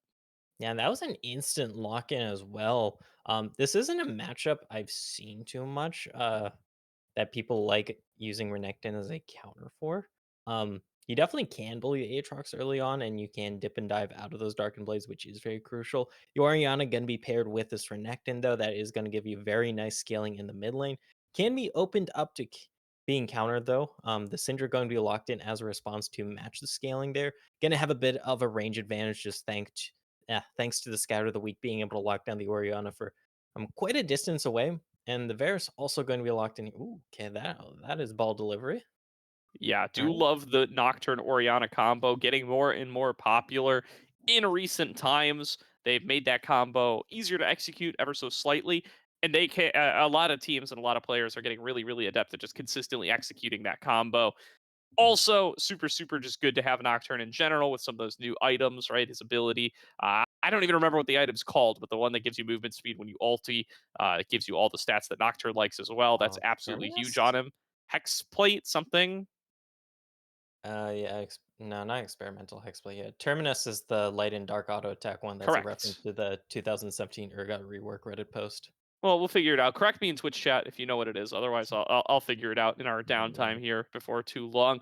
Got the fearless bands on stream now. As support bands going to come on through for Emerald Peakers. It's going to be jungle bands, more of those farming style junglers taken off the board, trying to pinch Demon's Pool, see what they are going to go for once they are really, really limited on these options. Got to note that the Karthus is still up, but taking the Karthus and Syndra as your mid jungle duo does seem a little sketchy to me. We'll have to see mhm. what they want to go for. Is that Ezreal getting hovered for Horizon this time? Yeah, and we talked about it. Okay, that is going to be the scaling option here. So Orion plus Aphelios, extremely strong scaling backline here. But right now with Renekton Nocturne, that's not the best protection from them. So I'm expecting some nice protection coming out from the support here. course, though, Philios plus a more protection orientated support can be open to bullying in the lane. We already see the Varus locked in. The Rakan paired with the Varus would definitely be nice lockdown. It wouldn't be the most obnoxious poke, but it would be a very strong all in here. And it does give the Emerald Peakers a nice other form of engage. I'm curious what they lock in the jungle here because you don't want your Rakan being the sole first man in, so to speak, because the Aatrox does take a little bit more time to get into fights. You have to still run in with that World Ender. So we'll see what Demon King wants here. We'll find out. Is that Rakan going to be leading the engage charge for the Emerald Peakers, deciding that, hey, maybe it is good to have a little bit of hard engage, and it's going to be the Talia in the Yeah. jungle, so still opting for that double AP and that hard farming style. You'll have to see, is that going to make stuff difficult in the mid jungle? Can you just go for some early magic resist on Orianna to try to navigate your way past that? We'll find out before too long, as the final pick going to be that Mm, support. Looking at the Blitzcrank here, facing okay. down 3 immobile carries. I love this pick for Horizon. Yeah, I mean, basically anyone you hook is going to be a winner. Like, even if you hook in the Aatrox, the Aatrox won't be able to immediately pop the World Ender, won't be able to immediately pop like some defensive thing, just so they're able to heal on up here. So it is a great pick. It does mean though that this Aphelios and Orianna don't have as much peel in the back line, which can be a little bit of an issue if they do get hit by a Stray Scout of the Week, a Stray Seismic Shove, a Stray Chains of Corruption. They're probably going to get deleted, but the Blitzcrank definitely a strong pick. Yeah, and I come out of this again really liking what Horizon have been able to put together. I think they have a very, very strong engage pairing there between the Nocturne and the Orianna. I think that's going to be so effective up against these immobile carries who are going to really struggle to get away from it. Both the Varus, the Syndra, the Talia, pick your poison. Any single one of them is going to be very easily one shot if they become set up for a well-timed Shockwave plus Paranoia combo. The Blitzcrank going to be a big threat in that same department. Oh, hey, there's champion select. Oh, oh, Oh, oh, oh, they picked blind. They picked oh, they blind. went That's how blind. this is No, possible. That's okay. That's allowed. that's I mean, gonna screw actually, up the stats allowed is site a though strong because word. there's It no might not be bans. allowed, really. It might throw off the calculations for the Risen website, but that's not my responsibility. So we're going to just look to see if we can get to the game a little bit faster. Taking a long time to figure out how to lock in Talia here is Demon, but as soon as they get that done with, we'll be into that spec delay. Yeah, yeah. They even shortened spec delay this season to 2.5 minutes instead of 3, which is like cool. Huge. But also, it's like they're doing work on spectator mode, and they still haven't fixed the icons for Chemtech and Hextech Dragon. So No, did you'll they you'll really get do work 30 on seconds spectator? back of your life and you'll like it. It's God, the best you could hope for. And I just want them to add those icons. I'd like those icons. I think they fixed the crashing bug, so at least they've got that going for them. Um, Yeah. that was a bit of a pain for the first couple of weeks of the season when sometimes we had that happen last week where we just lost game one in the middle and didn't get to finish Yep. it. So I haven't heard anything about that since it happened to us last week. I choose to believe that means it's fixed. It might not, but I choose to believe that it makes me sleep better at night. So Yeah.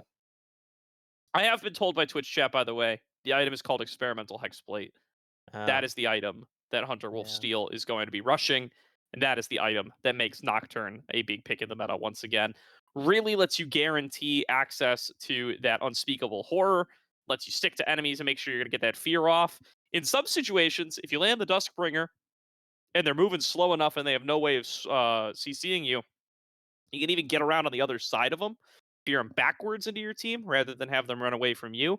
That's a huge play to make as well. If you are kind of in an isolated enough situation, it can make that happen. Yeah. I will be honest though, Nocturne is kind of one of those champions as a caster you can kind of get away with only knowing one ability name of, maybe two, because of the Duskbringer key being important. As it's like you just need to know, hey, the paranoia happened. Oh, they jumped into the back line.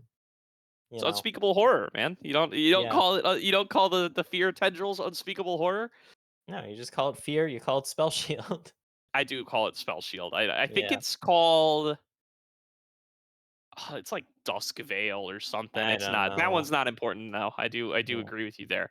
That's It's certainly the funny case. though, because on Sivir, because it's just literally called spell shield on her. Yeah, the fact that it's literally called Spell Shield on Sivir is how you know it's not called that on Nocturne.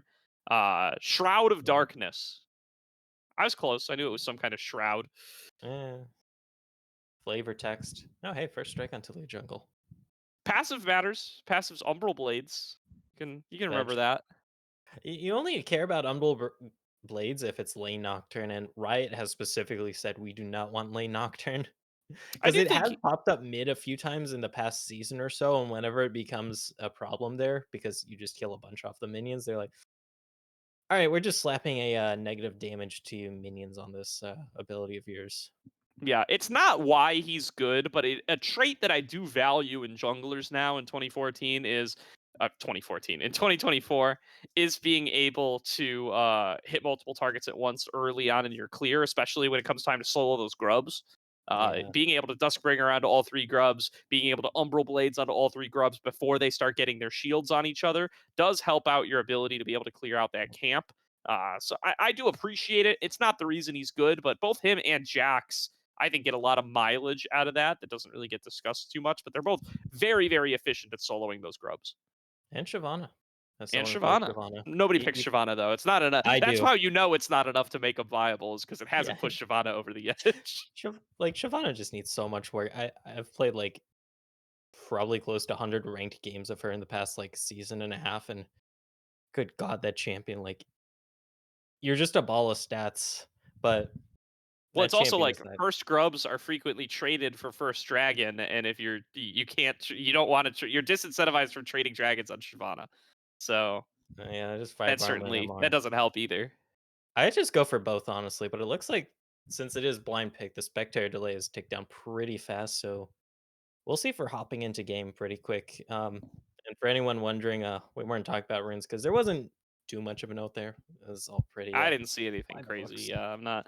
Did the only thing I'd be curious about, did Infested Complex go Lethal Tempo or Arcane Comet? Did you see? I forgot. Yeah, that's the only thing I that was matters. busy rambling about Shyvana, which is something I'm kind of passionate about since I always Yeah. queue as Phil in Flex queue, and I always get jungle, so I just pick Shyvana. So I know a lot about Shyvana clears at the silver to gold level of North American Flex queue. Yeah. Well, I'll bestow that responsibility on a Bonfire. He can talk about what rune Varus has taken and what that means for his build. As we are sending it on over to the casters, the game is Yeah. ready. So let's get back out of Summoner's Rift for game number 2. The Emerald Peakers are looking to take a 2-0 victory to top Group B. Thank you once again, Gordo. Hope you guys didn't miss us too much as we got set for game number 2, which we are now live with. And before Bonfire, you talk about the switch-in rune choice for Infested Complex on his Varus. I do want to, unfortunately, kind of burst Gordo's bubble a little bit. I did have a game ruined yesterday with the free spectate delay. So I don't want. Yeah, we shouldn't even. Well, talk here's the about thing. it. Here's the thing. The argument, though, would be Gordo saying what he did is a jinx, right? So I don't know. You're I'm just making unjinxed. sure viewers don't nobody gets angry if it actually happens. No, it's not gonna happen. Well, I'm gonna knock on wood. My desk is fortunately made of wood. I will So also knock on wood. My desk is also made of wood. Yeah, I hope it doesn't happen. I've only had it happen once to me, and it stinks, man. It's no fun. we had it So, happen over in the ADL. Shout out fellow League Aegis. We had it happen in game 1 and game 2. And Yeah, I we just remember that didn't you cast told me game that. 3. I cannot wait for Riot to fix that because it's very, very annoying. Well, hopefully it might already be fixed. I don't know. It's not something I knows? think they would even put in patch notes or hotfix notes, so because it's just spectating League Legends. Anyways, back to the game we have on hand, right? Yeah. Got the ball delivery system, Nocturne Orianna. Big fan of that with the interactions they can have. Curious how we feel about Aphelios Blitzcrank. I feel like they're not usually paired together very often with how their playstyles are. No, they definitely have some anti-synergy in lane. It's one of those situations where it's just so important late game to have both of these champions that you kind of say, all right, laning's not going to be nearly as good. I mean, realistically, Varus and Rakan aren't exactly the best duo in lane either. It is on hit Varus. I guess this is my opportunity to talk about, if you're going to go lethal tempo, you got to go high attack speed Varus. You're not going for crit. You're going for high attack speed. You're going Bork. You're going really anything at that time. And hold on a second, I might be stopped here. Yeah, Hook lands for falling asleep, but level 1 Blitzcrank doesn't have as much burst ability, so just going to force Thylako back. Top side, level 2's up for both these sluggers. Red Snow, I thought he might get jumped on there, but we'll be safe. So everybody's just trading really heavily. Yeah, everybody's trying to get their advantages in the lane. But yeah, back to my previous point, I think that you want to blitzcrank so badly that you're okay with saying, you know what, bot lane isn't going to have as good of synergy as it possibly could have. If you've ever played League of Legends in our solo queue game in the bot lane, you probably have seen, you know, your support go something that maybe doesn't work so well with you, but later in the game, you really appreciate having it. I think that's kind of their thought process. So we'll see if it really bites them in the behind, if this Aphelios is going to fall super behind because of it, or if the blitzcrank is really kind of useless early on. We'll just have to see. What we will also have to see scale up here is Infested Complex does run the lethal tempo on the Varus. Now, I'm more of a fan of on-hit Varus right now. I think also in the composition that Emerald Peakers have drafted is, hold on, that Scare of the Week might just be first blood, the shield, the flash at the last second. Good flash from Flo. But he put himself in that sticky situation and loses a key summoner for it. Yeah, it's a great Scrat of the Week right there. I'm with you, going back to that Varus point, is, hold on, might be a lane gank right here. Toggle vision, I don't believe they saw that. And so this could potentially be a kill. Waves pushing back into him. Yeah, I just don't know if they take the bait here, especially into a blitzcrank. It's just really, really, really difficult to bait for this because I think they're inherently on edge, recognizing if you get hooked, you're kind of screwed. They're committing hard, though. Walking up a little bit. Here's the knock-up. Thylako, can he jump back to the Varus in time? He does, and that's why you don't go for a recon, folks. Yeah, I mean, they were getting impatient. This Nocturne was falling behind a little bit, and so kind of thinking, hey, we need to make something happen. Now's the chance, and did not end up working out, but it was a good opportunity. We're going to have a similar thing in the top side. Yep, and a flash force just by Demon showing up here. Doesn't get knocked back is Johan, but that's both flashes down for the solo lanes of Horizon Gaming. Yeah, they get the flashes out, which is, I think, what they really wanted to do. And it means that this Talia can really rain hell now because it's really difficult to get away from a Talia when you don't have flash. You just get slowed, you can't dash through her rocks, and you constantly get kited out with the Q. So have to be careful of this Talia around the map now if you're a solo laner. And then if you're this Aphelios, you don't really have, you know, what you would normally have, which is like Emilio or Renata to keep you safe. Exactly. And what is also interesting about this game, it's actually funny because Gordo Goferino, I know they said we didn't really see runes too well because we didn't see anything weird. Sure. I would argue that double Comet mid in an Orianna Syndra matchup is certainly not something that I'm used to, especially with how often we saw Syndra and Orianna last season play up against each other. I rarely saw either of them run Comet with, you know, First Strike and Phase Rush and Eri arguably being very viable on the two champions. Yeah, I think that it really just comes down to between these two, it being a poke matchup. And it's difficult to land First Strike. Here we go. This is what I was talking about. No flash. Beautiful Scout of the Week. She's dead. Beautiful double root there. Gets the Shockwave off, but yeah, out of mana. The ult gonna come through. Unleash power. Unleashes Hexice. First blood.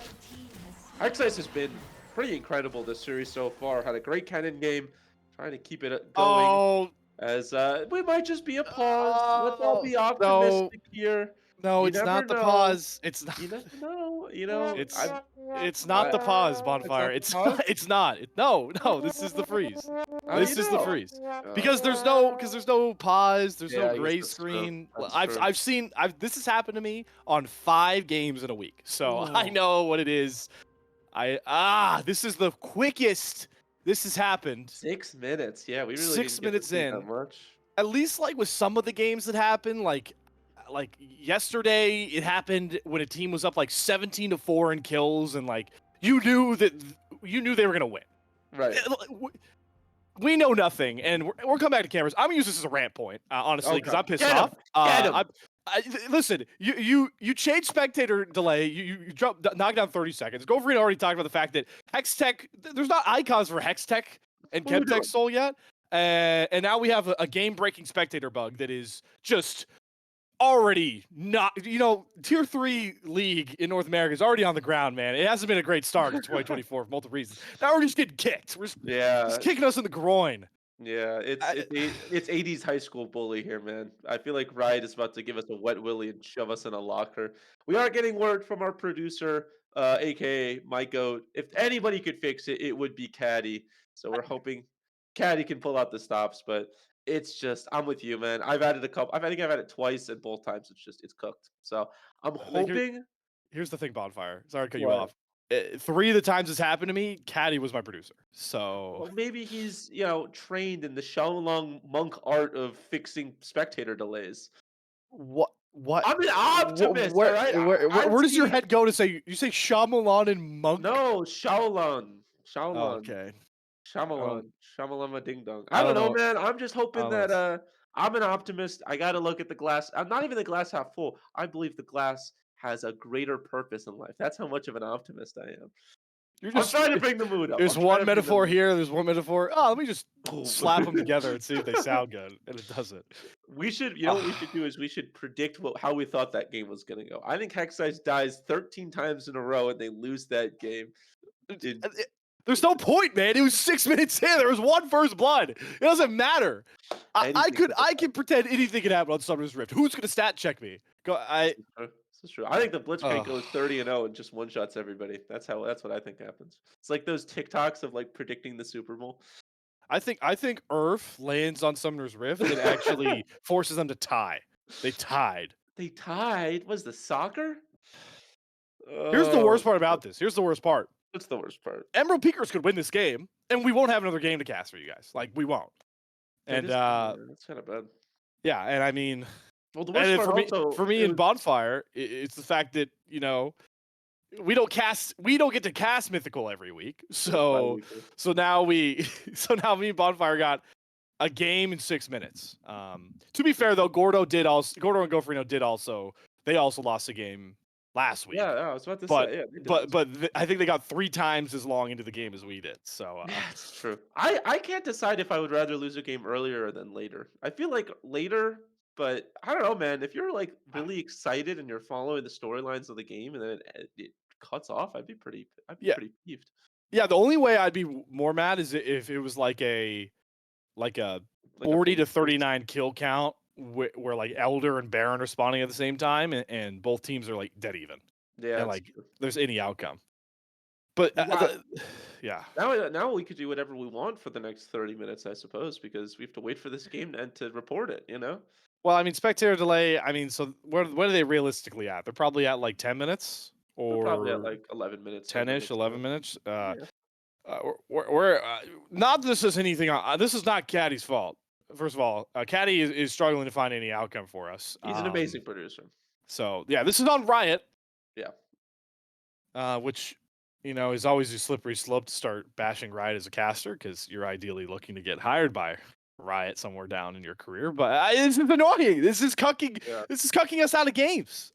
Yeah, it's tough. It's tough. I think I'll be the first to come to Riot's defense. I think they're a great company that I think they get a lot of flack for good things that they do. This is not one of them. This is a bug.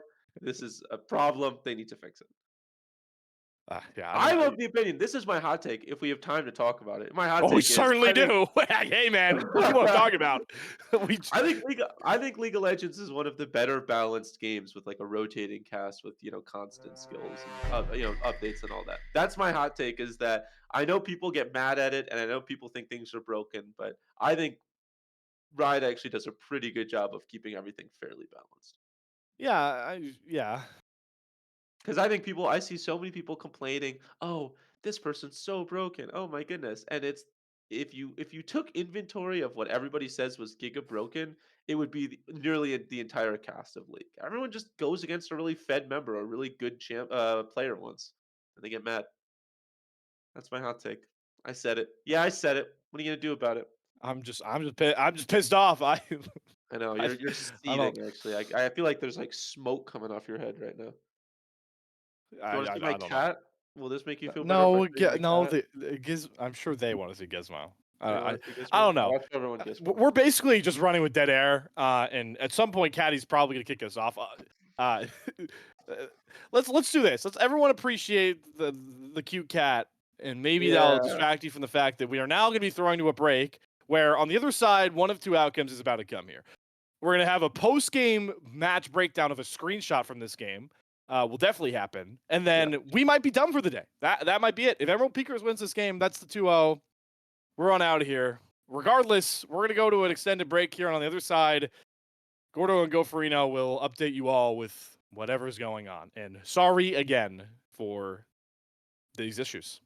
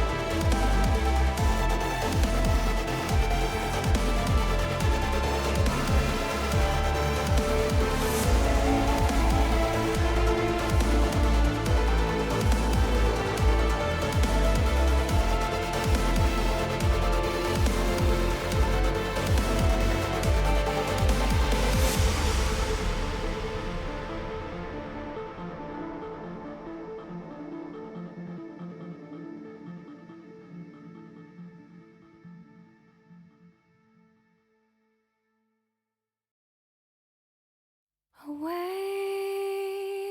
to my voice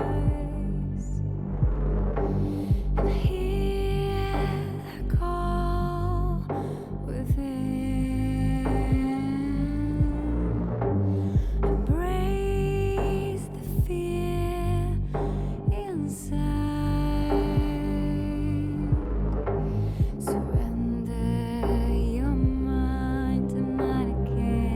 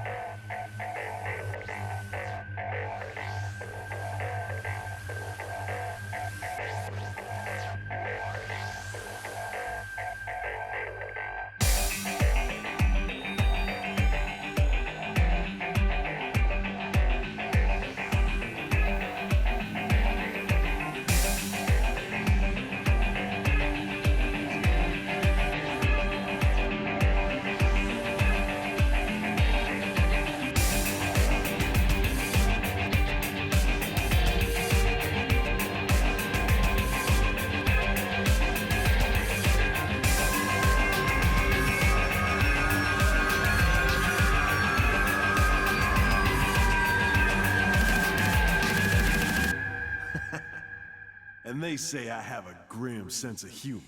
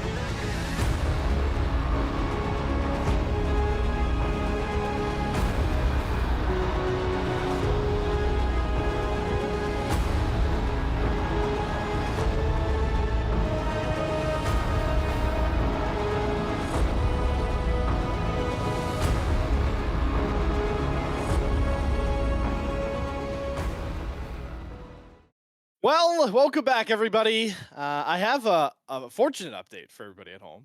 What? We will have a game 3. Horizon Gaming Yay! Eclipse do come away with the win, pretty convincingly as well. So the ball delivery system works out very, very well, and it was a pop-off game for our Aphelios at the end there. Unfortunately, hopefully some of you guys were watching some of the player streams to see how it all went down. That's what we were doing. That's why we kind of have this information. But the only information we can give you now is this post-game screenshot. Yeah. In a half a second. Yeah, we can't really. Are you pretending to be frozen right now? We can't really say for sure how the game went to that specific instance. Because we were very annoyed with the cast, and we didn't realize that the players were streaming. But we do know that at the end of the game, the Oriana and the Aphelios got very fed. We'll see the post game screenshot right I I couldn't hold it. I started laughing when he. now.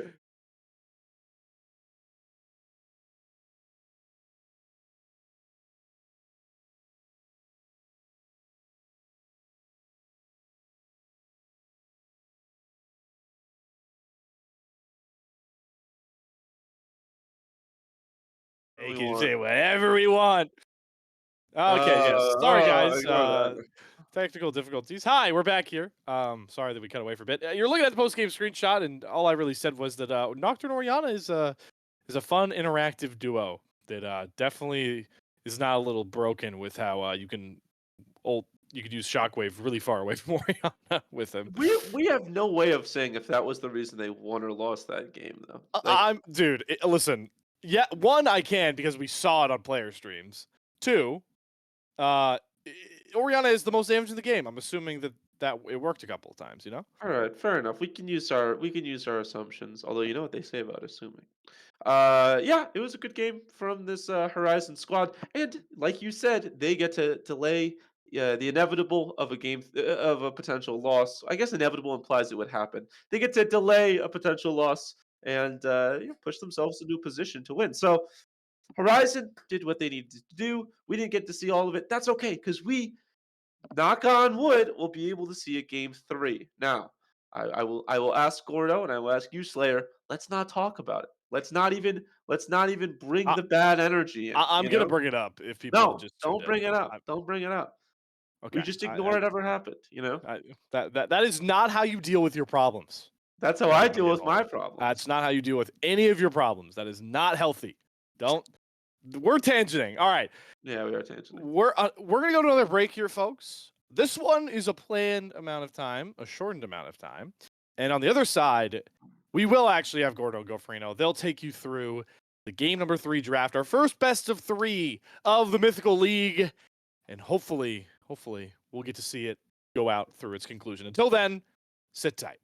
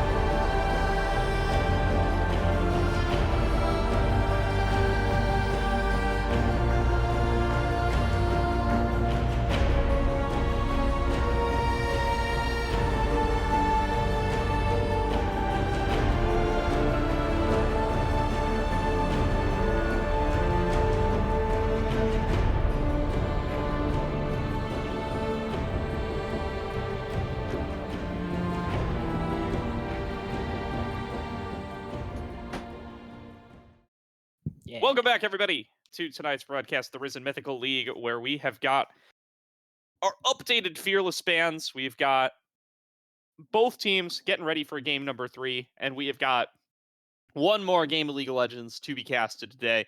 A great little gift back from what we lost in game number 2, where it looks like Oh. Horizon were able to bring it back. We're able to come up big time. And Mhm. now we've got ourselves game 3 Fearless, the toughest place to actually try to navigate through draft now in Risen Mythical League. Yeah, because it's like you look on both sides, each team has like 10 champions they can't play, but there's some And we're about to make champions it like 15, baby. Varus We're and gonna make it Ezreal 20, now they really. can play. Very finicky. Very finicky. But Oh, yeah. hey, the bans are staying about the same here. Aatrox being hovered as a ban, or I know it was locked in as a ban, so yeah. Yeah, Cool. keeping the bans pretty similar. The Aatrox ban on blue side is interesting to me. Just means that, hey, if we can't get that for ourselves, we don't want that one to be on the table at all. Still focusing on these hard farming junglers from the side of Horizon. We'll try to be limiting what Demon's going to be able to get their hands on. They did get pushed down to the Talia last game, where they did end up dropping that game number 2. So what exactly are they going to be able to go for here? Are they going to try to prioritize something earlier on while that Graves is still available, while that Lilia is still available? Karthus has been sitting in the background all series long as well. That could be one of the priorities coming on through here. But so far, it's been a lot of prioritization around the top side early in the draft, and they're going to keep that going with the Aatrox band away with disables on Cassante and Renekton. They are just going to hard lock in this Ornn. That's definitely a statement lock in here. Very confident they won't get too punished for in the top lane. Um, we could see the Gwen come out. I know we have seen that into the Ornn a decent amount of times. You're just able to scale pretty well and able to threaten the Ornn. Might have changed a little this season now that you aren't rushing the Omnivamp from the Leeching Leer, but should still match up pretty well. The Lucian going to be locked in, though. We have been seeing some of this in pro play. I expect it to be locked in here with an aggressive Enchanter support in the bot lane. I think Melio Lucian has been what we've been mostly seeing, if I'm not mistaken, but we'll see. Yeah, people still go Nami too, but I would expect to see one of those. They're not too worried about either getting stolen away, though. They want to take this Olaf. Mm. Presumably, this is going to be the top lane matchup into the Ornn. That's an interesting one. Have not gotten to see too much Olaf lately. It does still get picked here and there. I suppose Horizon's still wanting to keep their chances of being able to brawl up against the likes of this EP composition. So you have to see exactly what they're able to make happen here. They are going to be up against Mm. oh wait, what do we? Johan. Johan is the Orin player. That's what we ended up going for. Expletive, as we were tentatively naming them, before we ended up getting on in here. That's going to be the Cassiopeia blinded in the mid lane, showing a little bit of a quad cosplay here from the side of the Emerald Peakers. So they decide, hey, you've probably got to lock in a support here, so we feel comfortable taking the Cassiopeia and banning to defend it. Mm. The Kaisa into what's certainly going to be an aggressive Lucian lane. That is a bold choice.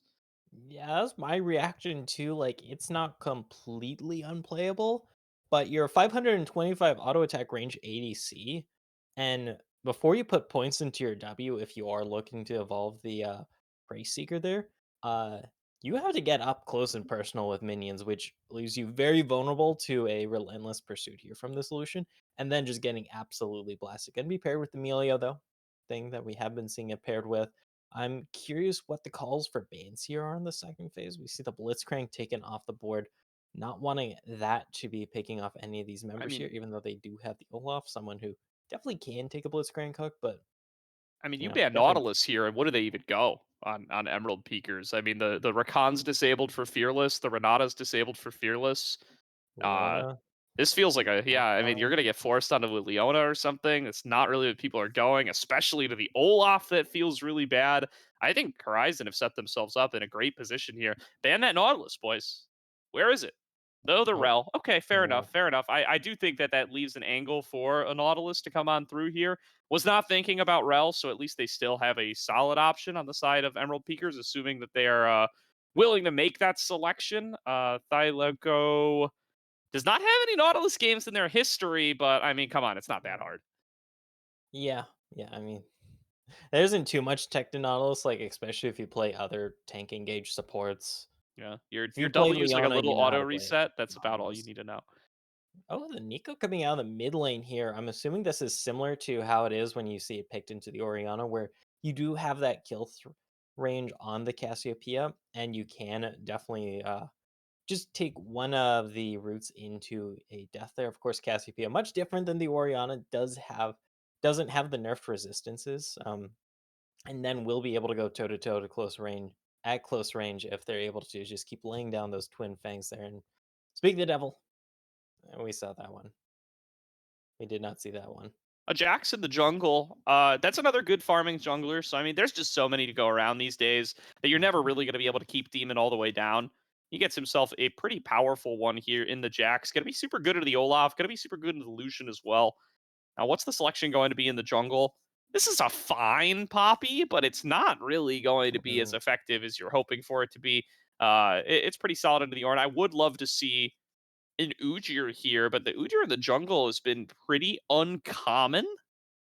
I don't know. There could definitely be room for a few different picks. I don't mind the Jarvan. They are going to go for the Poppy. It's Okay. not the strongest Poppy angle in the world. Will be pretty good into the Ornn, can really disrupt some of the stuff he wants to go for. His recast on his ultimate does count as a dash, if I'm not mistaken. Yeah, So Singe can that stop it with does, you glue. can go and be kind of disruptive there. Um, will still be a solid backup to a lot of members of this team. And it is just a really strong early jungler in its own right. You know, you go the Hex Mhm. Flash, you get so many creative angles there with that heroic charge. And you could just be super powerful early game, especially up against this Jax. I think you're going to be pretty well positioned in the early pathing. And you're going to be a nice, powerful frontliner for the rest of the team as well. Yeah, and both these comps very close ranged in nature here. Both AD carries on the shorter range of things, both mid laners. I mean, they're pretty mid range, but on the lower end of the mid range, and then everyone else is just going to be kind of running around Unga Bunga. So I'm expecting a pretty scrappy game here. I mean, there's going to be an Olaf top, so I'm expecting there to be blood in the top lane, going either way, really. So, gonna have to be keeping our eyes out on the map. Well, Slayer and Bonfire will have to. We'll be on the sidelines. Yeah, just clipping highlights, whatever else we need to do. But I mean, Horizon's just going to be going bot lane all game this game, right? I Oh, think they're in such a good position here with this Lucian Melio duo up against the Kaisa Nautilus. yeah. EP pushed pretty deep into their pool here by the Fearless format and by the bans that end up coming on across. And I am, if I were them, I'd be very concerned about how we're going to be able to navigate the Kaisa into Lucian Melio matchup. You're just not super high range. You're going to get punished pretty frequently. I think Hunter Wolfsteel is going to be the more powerful early jungler to be able to come on down there and try to disrupt things. If you end up in a 3-on-3, I think that's going to favor Horizon every single time. It's going to be tough to play out here. I feel like we've called this 3 games in a row that we feel like Horizon's got the better end of the draft. We've been right half the time. Let's see if we Yeah. can make it 2 for 3. Yeah. Time is ticking down here. And here's the last lock in. But if you're able to get this Kaisa lane off the ground here, I mean Kaisa Cassiopeia plus Jax, that is going to be very scary scaling here, especially when you account for Ornn upgrades. I mean, Ornn upgrades is just going to be kind of like icing on the cake here for these three carries. But like, if any one of these champions gets out and gets ahead, that can be an issue here when you look at the side of Horizon because Olaf tends to fall off, Lucian known for falling off, and then you're comparing a Nico scaling to Cassiopeia. The Cassiopeia is going to win out on that one. Yeah, absolutely here. And so when we're looking over towards what Johan's going to be able to do in the top lane on this Olaf, this is Johan on the Olaf, right? I'm not mixing up my teams. Yeah, Yeah, yeah, it's yeah, Johan on the Olaf. So when we're looking over at Johan on the Olaf, I really do want to have my eyes on what he's going to be able to do in that like mid to late game stage, right? I think it was Blippo who was saying on the LCS recently that he kind of used Olaf really differently than the traditional Olaf lately. Like I think a lot of people think of it as a lane dominant pick that's trying to spike in the early to mid game. But he sees it as like a late game scaling option where really you just get on 3 items, you get to be tanky enough where nobody's going to be able to really work their way through your health bar efficiently, and you are just a menace towards the back line that nobody's really going to be able to do anything about. I think that could definitely be the case in a game like this. And if he's able to have himself a nice farming lane up against the Ornn, maybe even get an advantage over the Ornn if you're able to find kill pressure. If you're not, mhm. it's no big deal. you're just going to be a huge threat running down somebody like this Cassiopeia coming into the later game, and I think that could make this pick super, super good. Yeah. Yeah. It is against Ornn, though, the tank hybrid assassin DPS or whatever the full copy pasta is, who Oh, yeah. definitely has a lot of burst threat back against you with those brittle procs, especially if you're able to get those searing charge knockups early game. So we'll have to see how Johan navigates around that, because as the Olaf, you definitely have some kill threat of your own against the Ornn early, because, it's early game Olaf, you land 1x, you land 2x, then it just kind of snowballs from there. But you are susceptible yourself, especially pre finishing the Ravenous Hydra for the lifesteal, because you can get burst down and you won't have the most tools to just sustain it back up. Yeah, that's really going to be a big sustain question coming on into this one as well, to see who is going to be able to kind of outlast and outlive here. Hail of Blades on the Kaisa, kind of implying a little bit more of an assassin setup as well. I mean, you're definitely not going to get to just sit there and auto all day long, so I don't mind not seeing the lethal tempo, but just feels like you're indexing further into a playstyle that may never really come online. Yeah, yeah. I mean, the Halo Blades is also just really good for your trading in lane, because if a Nautilus hook lands here, you're just very easily able to proc your plasma passive. I mean, True. even without it, you're definitely able to proc it easily with the Nautilus, but it lets you go for potentially the double plasma proc here, and that can be really clutch in these trades. And yeah, it's really helpful for that. That, and you do also want to be able to go a bit more toe to toe with the solution in lane when you get all end. Yeah, definitely. I mean, the question is, if is that going to be enough, right? It's going to be double exhaust, double heal, both for the bot lane. Everybody indexing in towards those aggressive summoners. Going to be looking to brawl it on out in the 2v2. Going to be looking to brawl it on out in the 3-on-3, maybe even the 4-on-4. If Hexice and Flow can start getting themselves out of lane and start moving around towards that side of the map. Top laners could even get involved as well. It is that kind of game. It is that kind of meta. You do often see a lot of action down there. And it's just going to be Lucian Melio favored for me all day. I'm a big fan of this duo. I think it's a super high priority. I'm surprised that we don't see it get fearless off either side so far in this matchup. And I think the fact that they've been able to come up with such a powerful duo here in game number 3, while the side of the Emerald Peakers has been forced onto Kaisa Nautilus, it's on paper a really big advantage to me. Yeah, but game is ready, so we'll go over to the two gamers on the caster desk here. So Slayer and Bonfire will take us away here. Bazink. Back on Summoner's Rift. Thank you, ladies and gentlemen, once again for your patience, and special thank you to Gordo and Goferino for the great analysis. Is Game 3 Fearless is here, Bonfire. I hear voices. I hear also hear voices in my head. I thought that was something I left open. I thought But, so too, but I believe it's something Oh. in the. I actually thought Patty, I I was think we going could hear. crazy for a second. I think he Oh. fixed it. Okay, you fixed it. All right. Well, level 1 shenanigans are going on. You expect them with a Nautilus. What's funny is okay. I no longer Yep. hear voices. Just a word clear out there for Thylaco, and here Can we we are. get away? Bonfire.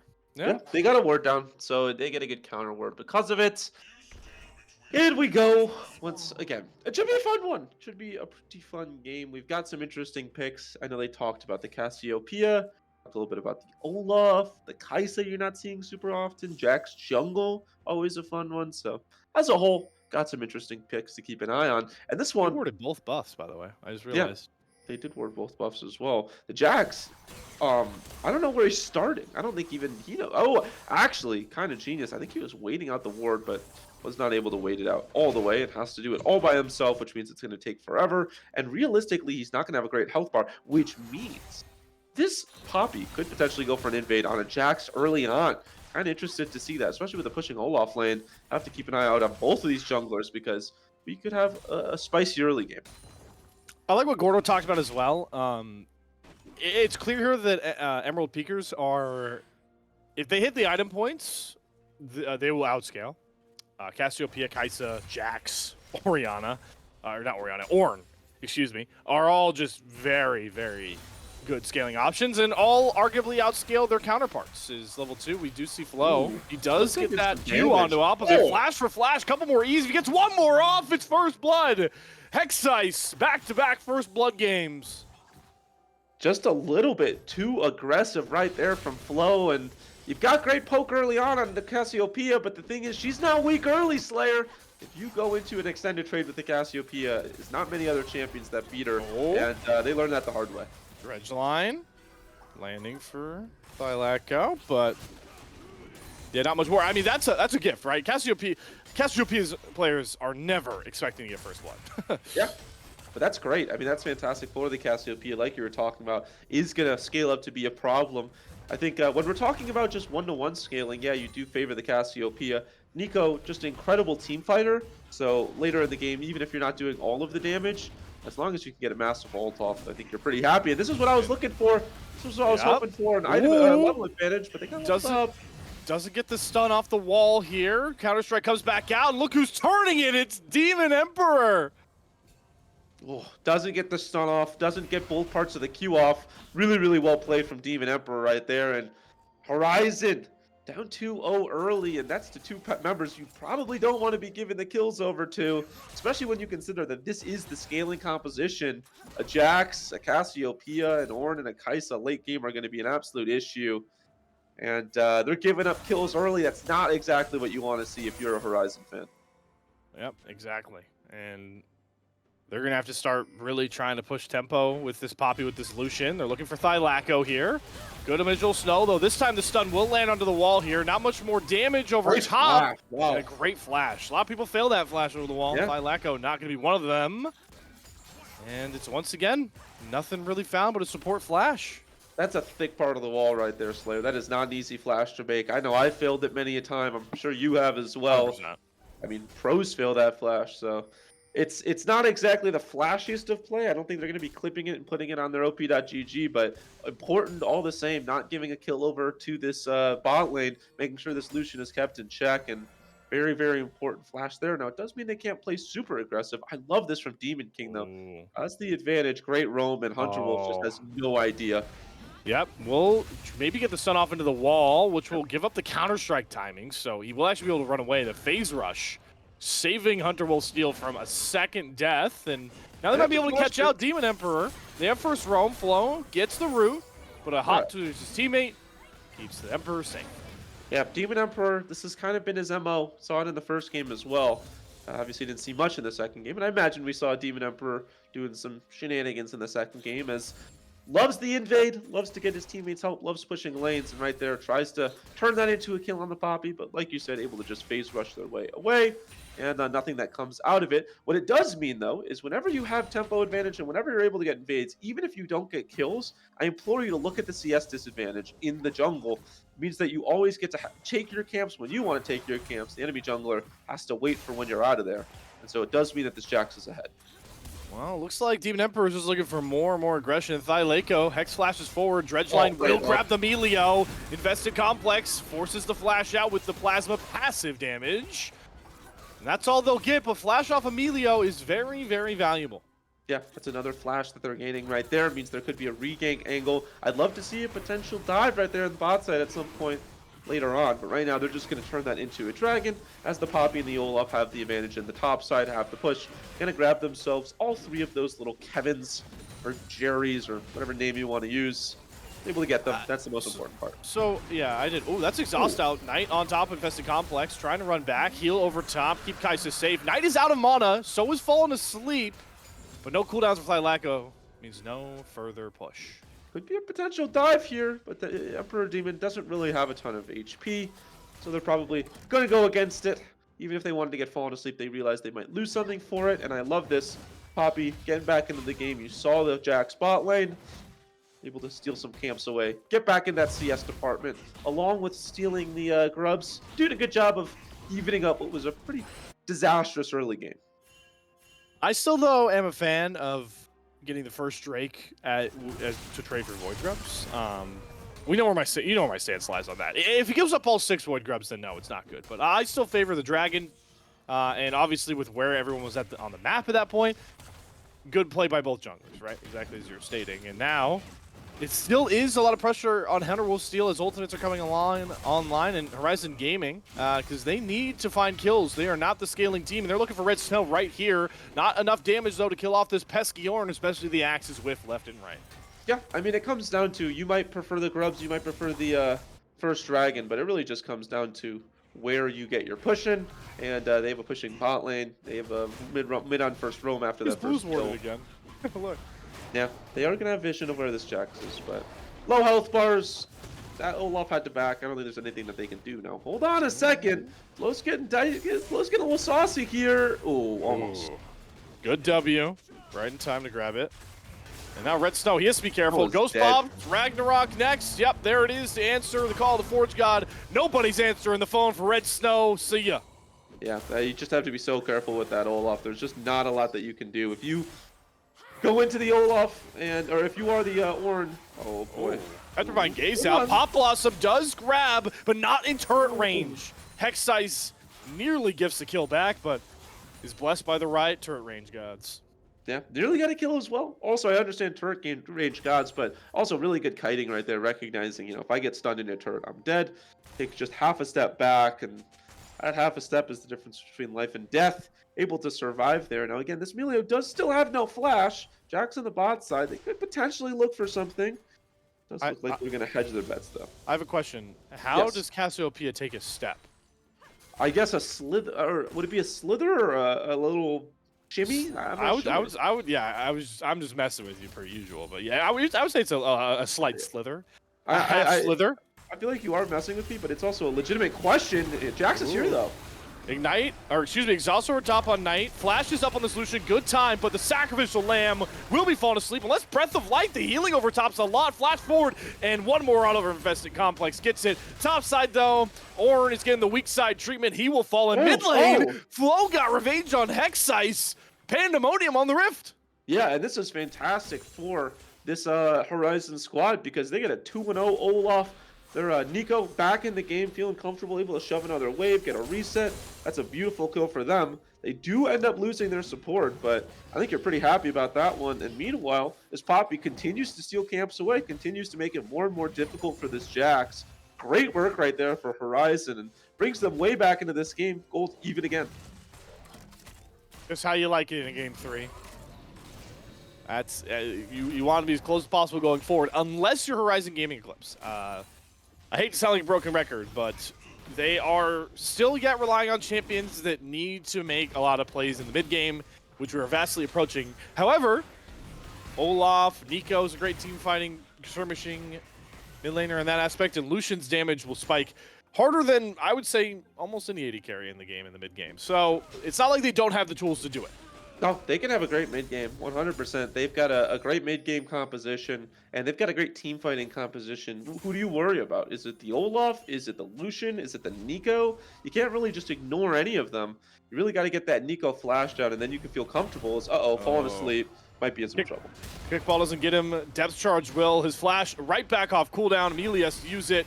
Can they get the damage in time, though? The healing coming across from the Cozy Campfire. Keep him falling asleep safe. The kickball gets Demon Emperor out of there. And dive coming across the conquer. The counter-strike, the flash. That was aggressive, and he'll pay for it. Coling right into the face of the Demon Emperor, and it will be traded. A trade that Knight is certainly a big fan of, and maybe Flo, if they can catch off Thyleko, but Hexice is there to cover his support. Yeah. Ooh. Oh, unless... Oh my god, the Lucian damage. Good Petrifying Gaze. It's turn after turn, and now the Pop Blossom's out on Hexice. They kill off Thyleko. Great Strangle Barb. They're just locking up this Cassiopeia with no ult, no flash, no way out. And Flo grabs himself the kill, and he's going to keep on pushing. He wants more, Bonfire. Oh, great God. flash. Flash Tangle Barbs into the wall stun. Horizon Gaming Eclipse are rolling. Slayer, I was just about to say that was actually a great trade of the Jax for... Hold on a second. Flo might be in some trouble. It doesn't stop. Dredge line. Oh, but gets the blast going. Oh my goodness. I was about to say it's a great trade. Never mind. I'm not going to have a chance. This is going to get even crazier here, isn't it? Oh. Denied. Keeper's Verdict denies it, but now we see Demon Emperor hopping in. Hunter will steal way too low. Shutdown given over. And now the drinks for free, so despite the throw there from Emerald Peakers, they are going to get the first 2 drakes of the game. Yeah, and they get some kills back as well. That's also a massive shutdown to be able to get onto your Jax. This game, topsy-turvy, both sides. If you get seasick, I would be careful because this game continues to go all sorts of places. Nico should be able to get the back off. Indeed, is able to. Layco does have to be a little careful, but should be fine. This game's all over the place, Slayer. Neither of these teams wants to go home without a W, and Snow is dead. Oh, Snow no. is dead. Here comes the outplay, guys. This is peak League of Legends right here. Ragnarok, I don't take any crap from you, Ornn. Red Snow, couple more throws of the axe. See you later. 5 seconds, but feels like a lot when you're getting run down like that. Yeah, I was like, maybe if the Ragnarok goes away, Ornn can get a knock up close to a wall, but oh my goodness, the longest of all time is Flow. Unaware of Layco, but I think should be pretty safe. And indeed, is able to. Ooh, oh, good no! root, depth charge, grounded, Pop Blossom. Kill potentially. Yep, Hexice will get it with the fangs. Hunter will steal here now, trying to get Layco on the trade, but here comes Demon Emperor, gets the stuns, doesn't save his support, but makes it a 2-for-1 for those dang Emerald Peakers. Yeah, and that's the jungler along with the bot laner down. I mean, how much, or excuse me, the mid laner down, how much are they going to be able to get in the mid lane here? Because there's no jungler to cover, there's no mid laner, there's no teleport, or there's teleport on Flow, so I guess in 9 seconds they should be able to get it back, but oof, just a tough position to be in. This Cassiopeia is going to be a real problem to have to deal with. Does mean on the bot side that Knight is able to do quite a bit of work on this tower, but as a whole, it really does feel like just when Emerald Peakers was kind of out of the woods, they didn't have a way back into it. They just crawl their way back in. We'll say, kind of went unspoken because we didn't really see much fighting around it. Rising Gaming Eclipse did grab all 6 of Void Grubs. The Kevins and Jerrys have been claimed by our red side team here. So they will have that push ability, and that is a very scary thought when you talk about a 3-0 Johan on this Olaf. Yeah, this Olaf is going to be a big problem. I think that goes without saying. Hexice has to be careful. Hexice is dead. Yep, flashes Even away with from the the Tangle flash. Thorn, or excuse me, the Tangle Barb. And All right. we'll just slither away. But that's flash off Cassiopeia. Very important. Very important. Very important. So yeah, they get flash off Cassiopeia. Like you said, that is very important. I do like the Jax coming over to help clear out the wave. I mean, Flow is playing very, very aggressive into a Jax. Tangle but Bar, now Pop he can Blossom. try Here it. comes the turn from Flow, and Hunger will steal here to make sure the shutdown comes across. Petrified Gaze does only hit the Poppy, but she's more than taking enough. Flow just went into minion form. goodness. His jungler dies, and Trades Galore continues. Trade Aganza, one would call it. Yeah, we're getting into kind of crazy territory. I think this Kai'Sa's gonna have to back soon, and they're gonna lose bot turret. This is getting a little crazy here. This is getting a little, dare I say, solo QE. Both teams are just kind of taking insane trades and hoping that they win out. Grubbians gonna ensure that they get this first tower on the bot side. The Jerrys and Kevins together combined for turret kills. Yeah, they grabbed themselves the first turret. It's a big gold influx right there. Something to keep an eye on, though, is that dragon stacking. Have to be aware of that if you are this Horizon squad, because you're in a good position. I feel like you've got carries ahead, and you've got a strategy that could win you the game. But if you give up too many dragons, could be a big problem. Also, if you get caught out, could be a problem, as this might be a problem. Oh, hold on. Skirmish galore, Ragnarok popped. The more autos he gets down, the longer it lasts. And he's not going to get stunned up by Jax. There goes Demon Emperor. Layco might be next as the Horizon Gaming squad are the first of the rotation. And 2 more kills in their pocket. Well, you've heard of Kevin and Jerry. Now goes Shelly. Down for the count. That's all the Void Links in the top side going over to Horizon, along with 2 kills.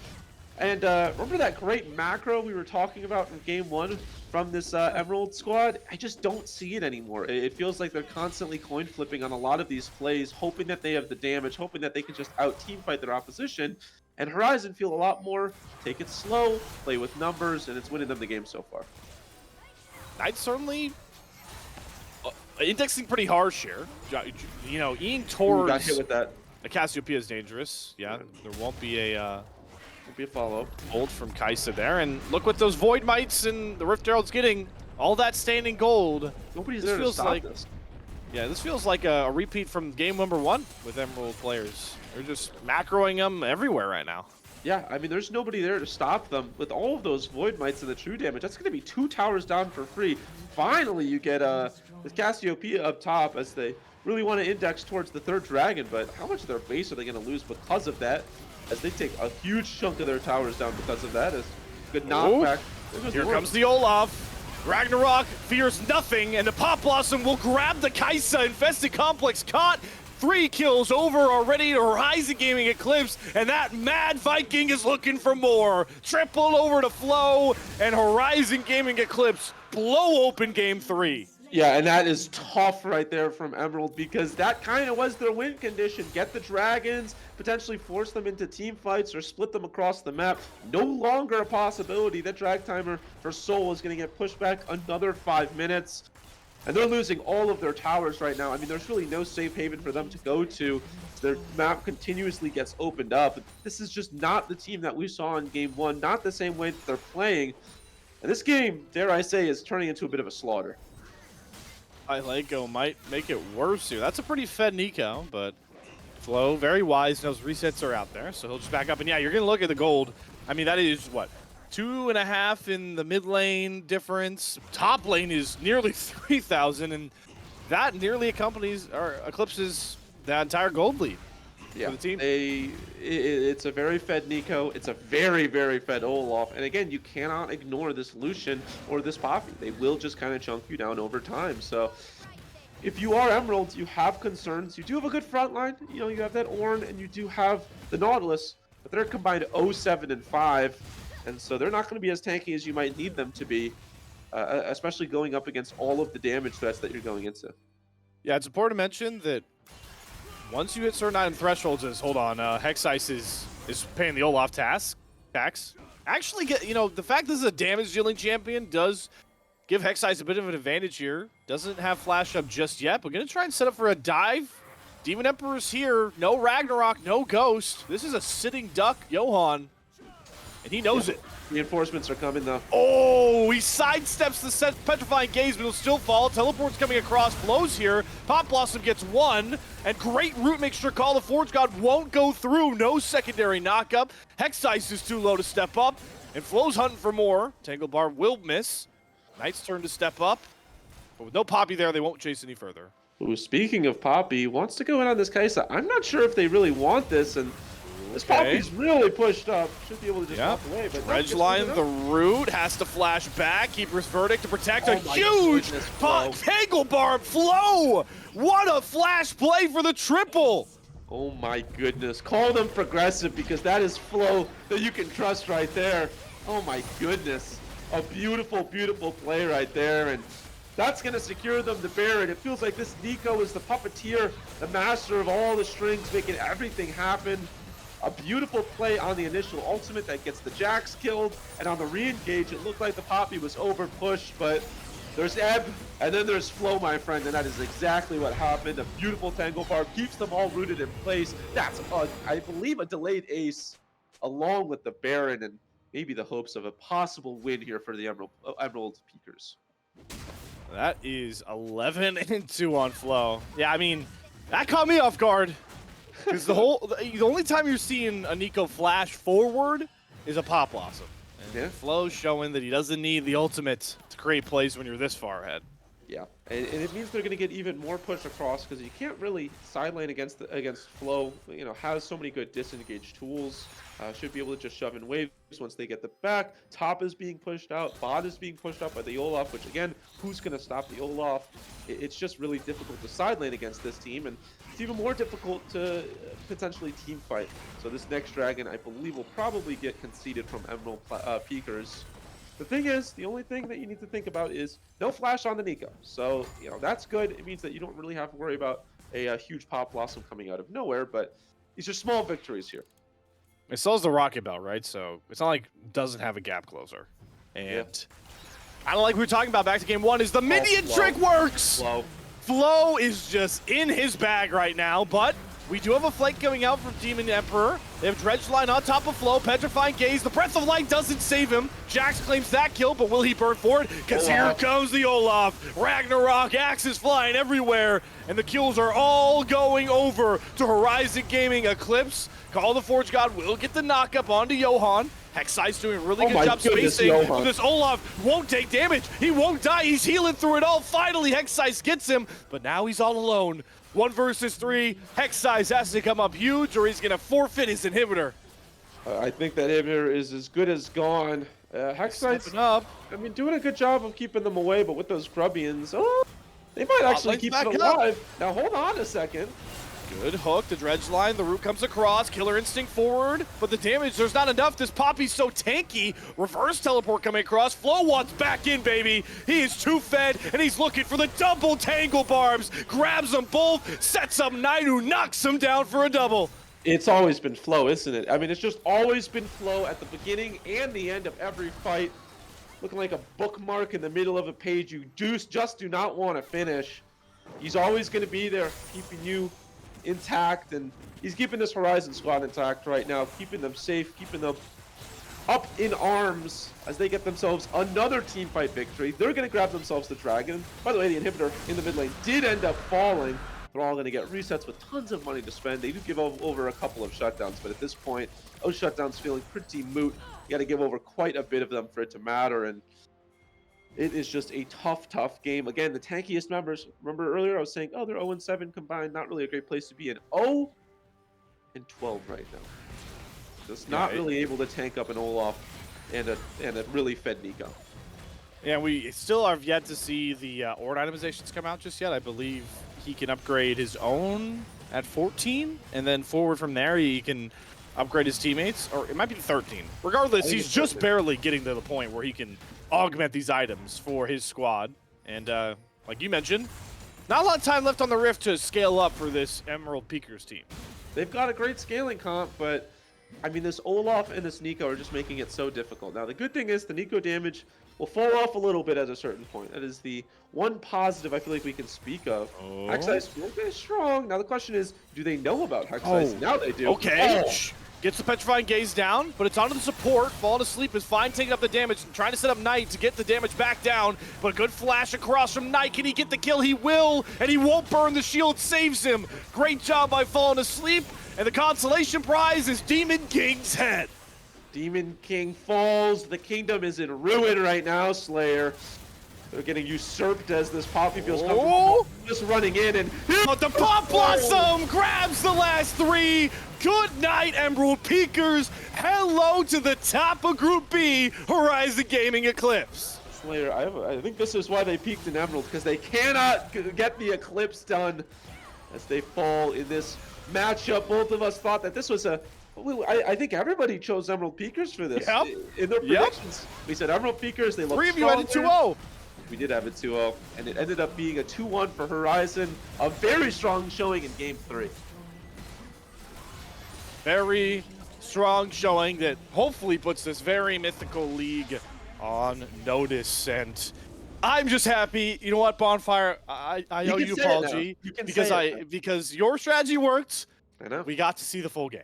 The I victory know. screen came up. Nothing bad happened. So, despite the woes earlier for our broadcast, we got through it, folks. And hopefully, especially for you Horizon Gaming Eclipse fans and players, because I'm sure you're going to want to come back and watch this. Regardless, best of threes and Fearless, they bring out some pocket picks. That's what we wanted, and we got it from Flow. Yeah, that was the Flow show. I think everybody had their own part in the symphony, but Flow was the conductor. You know, that was a very, very strong Nico performance. Massive ultimates, even when the ult was down, still finding value. And I feel like that's how you're supposed to play Nico. You know, I think people really over-index the Q and getting the damage across, but it's a CC champion at the end of the day. And so I was very impressed with Flow. I thought the Olaf really popped off. There were a lot of things that we could talk about Horizon, but the thing is, we're not analysts right now. We're just the ones who talk during the game. So I feel like we got to send it to our friends. It's always a pleasure. Slave Fire, bring you guys Slave Fire. But yeah, that's a sayonara from us. Let's hear from Gordo and Goferino as they queue up the Flow highlight track.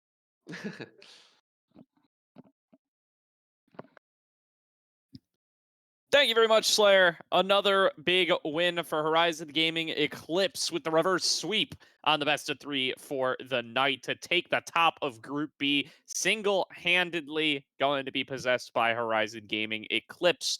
They will be sending the Emerald Peakers to 1-1 where they will be fighting it out in the middle of the pack alongside plenty of other organizations. Yeah, and strong showing by Horizon Gaming in this third and final game of the night. It kind of felt like they were in control for the most part during the entirety of the game. Of course, during the later stages when they had that massive lead, it's like, okay, yeah, obviously they're in control, but they did a really good job of just setting up to get there. You had a bunch of solo kills in the top lane. And your jungler was able to make a lot of things happen on the map, and you're just able to punish a lot of the plays that Emerald Peakers were going for. And eventually, we kind of saw Emerald Peakers just go for the desperation plays towards the end there, and it was kind of over by then. Absolutely, here as we are looking to get ourselves some nice replays. It's certainly going to look a little bit like a flow masterclass as Slayer and Bonfire were talking about before we got sent on in here. A really, really great performance from the Nico. You know, we spent so much of the pregame, at least I spent so much of the pregame, talking about that Lucian and Emilio duo and how strong I expected them to be. But really, it was a lot more about the Nico and the Olaf. As we can check out our first replay here, about 15 minutes into the game, where we can see top lane in the river, Horizon Gaming get off an earlier rotation, nab Herald, and get themselves off to a winning position. Yeah, because initially it's just this 2 versus 2, right? And you're like, okay, things are going fine here, but it is support and jungler versus jungler and top laner. And you're not really helping out your jungler here, so Demon King just kind of drops. You can see on the mini map just all these red members coming in hot, and it wasn't the flashiest of fights here, but it definitely set a lot going on in this game. Like Emerald Peakers would try and do something, and then you would just see Horizon punish it pretty hard and take the fight afterwards, take an objective as well. Much different than game number one, where they did win fights, but they weren't able to collect anything afterwards. Yeah, and this is why you listen to the analyst desk, Goverino, because we've talked about this before. So many points put into the pool there for the Emerald Peakers, and all of them for naught. Nobody even bet on Horizon Gaming, by the way. I got to start getting my Oh, gamble on when we're on these streams because I had a chance there to cash out big time with some of these Travi bucks, and I've wasted that opportunity now. I guess I didn't listen to the analyst desk and myself either, but a really great showing there, and that's just what gets them rolling to really be in control in this game. It was looking like the Emerald Peakers, they had some points to play through. They got some good early gold onto the Jacks. They were well set up to potentially scale into the game, play through their Cassiopeia, make do with that Kaisa bot lane despite all of the issues that we discussed around it. But it just kept going from bad to worse here as we can check out one of the big back-breaking team fights here that really comes down to the Nico. If we can bring on up that replay, we can see it starts on up here on the top side. First of all, it's just Olaf being a menace, as always. yeah. Hexice loses about 2/3 of their HP in that duel. This is going to be a long, extended play up around Hmm. this top side of the map. You can see bot lane are already in rotation trying to make something happen. Huge dodge from the Olaf here. It doesn't end up making a big difference in the result, but it definitely is a flashy one. Flow chooses here to focus down the Jax instead of moving towards Hexice, knowing that that low health bar is going to stop this Cassiopeia from being able to participate one way or the other. And now Hunter Wolfsteel coming on down from that jungle, going to engage onto 4, just keep the fight going, and sets up for Flow to just make an absolutely massive flank over the wall, getting the Tangle Oof. Barbs onto all 4, getting the Blooming Bursts onto him as well, and setting up for Knight to be able to clean up with some extra damage. A triple kill to Flow, and an absolutely dominant team fight for Horizon. Yeah, absolutely smashing there. I mean, at first, the 1-for-1, it went in favor of the Emerald Peakers, but just as the fight went on, it went more and more in the favor of Horizon Gaming. Like, even at one point when Wolf went in on the Poppy, I kind of just put a question mark in the production chat, like, is this inting? Because, like, they nearly died for it, but was able to bait it out long enough for that flash Tangle Bar play, be over the wall to really just seal the deal on that team fight. And by now, like, the Horizon Gaming squad was already ahead in the game, but this put them very comfortably ahead in the game. And it's going to kind of lead us to our next replay here. A lot of things did happen in between, but the next replay is kind of the culmination. You kind of see Emerald Peakers here. They're going for the desperation plays. Yeah, just desperately trying to make something happen here, landing that petrifying gaze, but only onto the support who's going to immediately campfire himself, falling asleep. Got to be able to kite it out from there. You can see here Knight and Hexice with a very tight one-on-one. Ooh. The thing is, Hexice has nowhere to go, even if they get out of here, but Knight bailed out by the warm hugs from falling asleep, and the rest of the fight is just all coming up Horizon on the other side. They're too far ahead. Hunter Wolf Steel is unkillable. The same can be said for Johan, and they're ready to just take it front to back. A three-man Pop Blossom to keep everybody in place. Invested Complex, no opportunity to play the game at any point, and this last fight is going to be no exception. A cleanup for the rest of the squad there, and that is all she wrote for game number 3. Horizon Gaming Eclipse coming up with a 2-1 victory. Yep, really solid showing here in the last 2 games. We didn't get to see too much of that game number 2 before stream crashed, sadly. We were able to go some of the players and saw some very nice playing on both sides, but Horizon Gaming executing that combo perfectly with the Nocturne Oriana. However, in this last game, we were able to thankfully see all of it here. No spectator bugs in sight.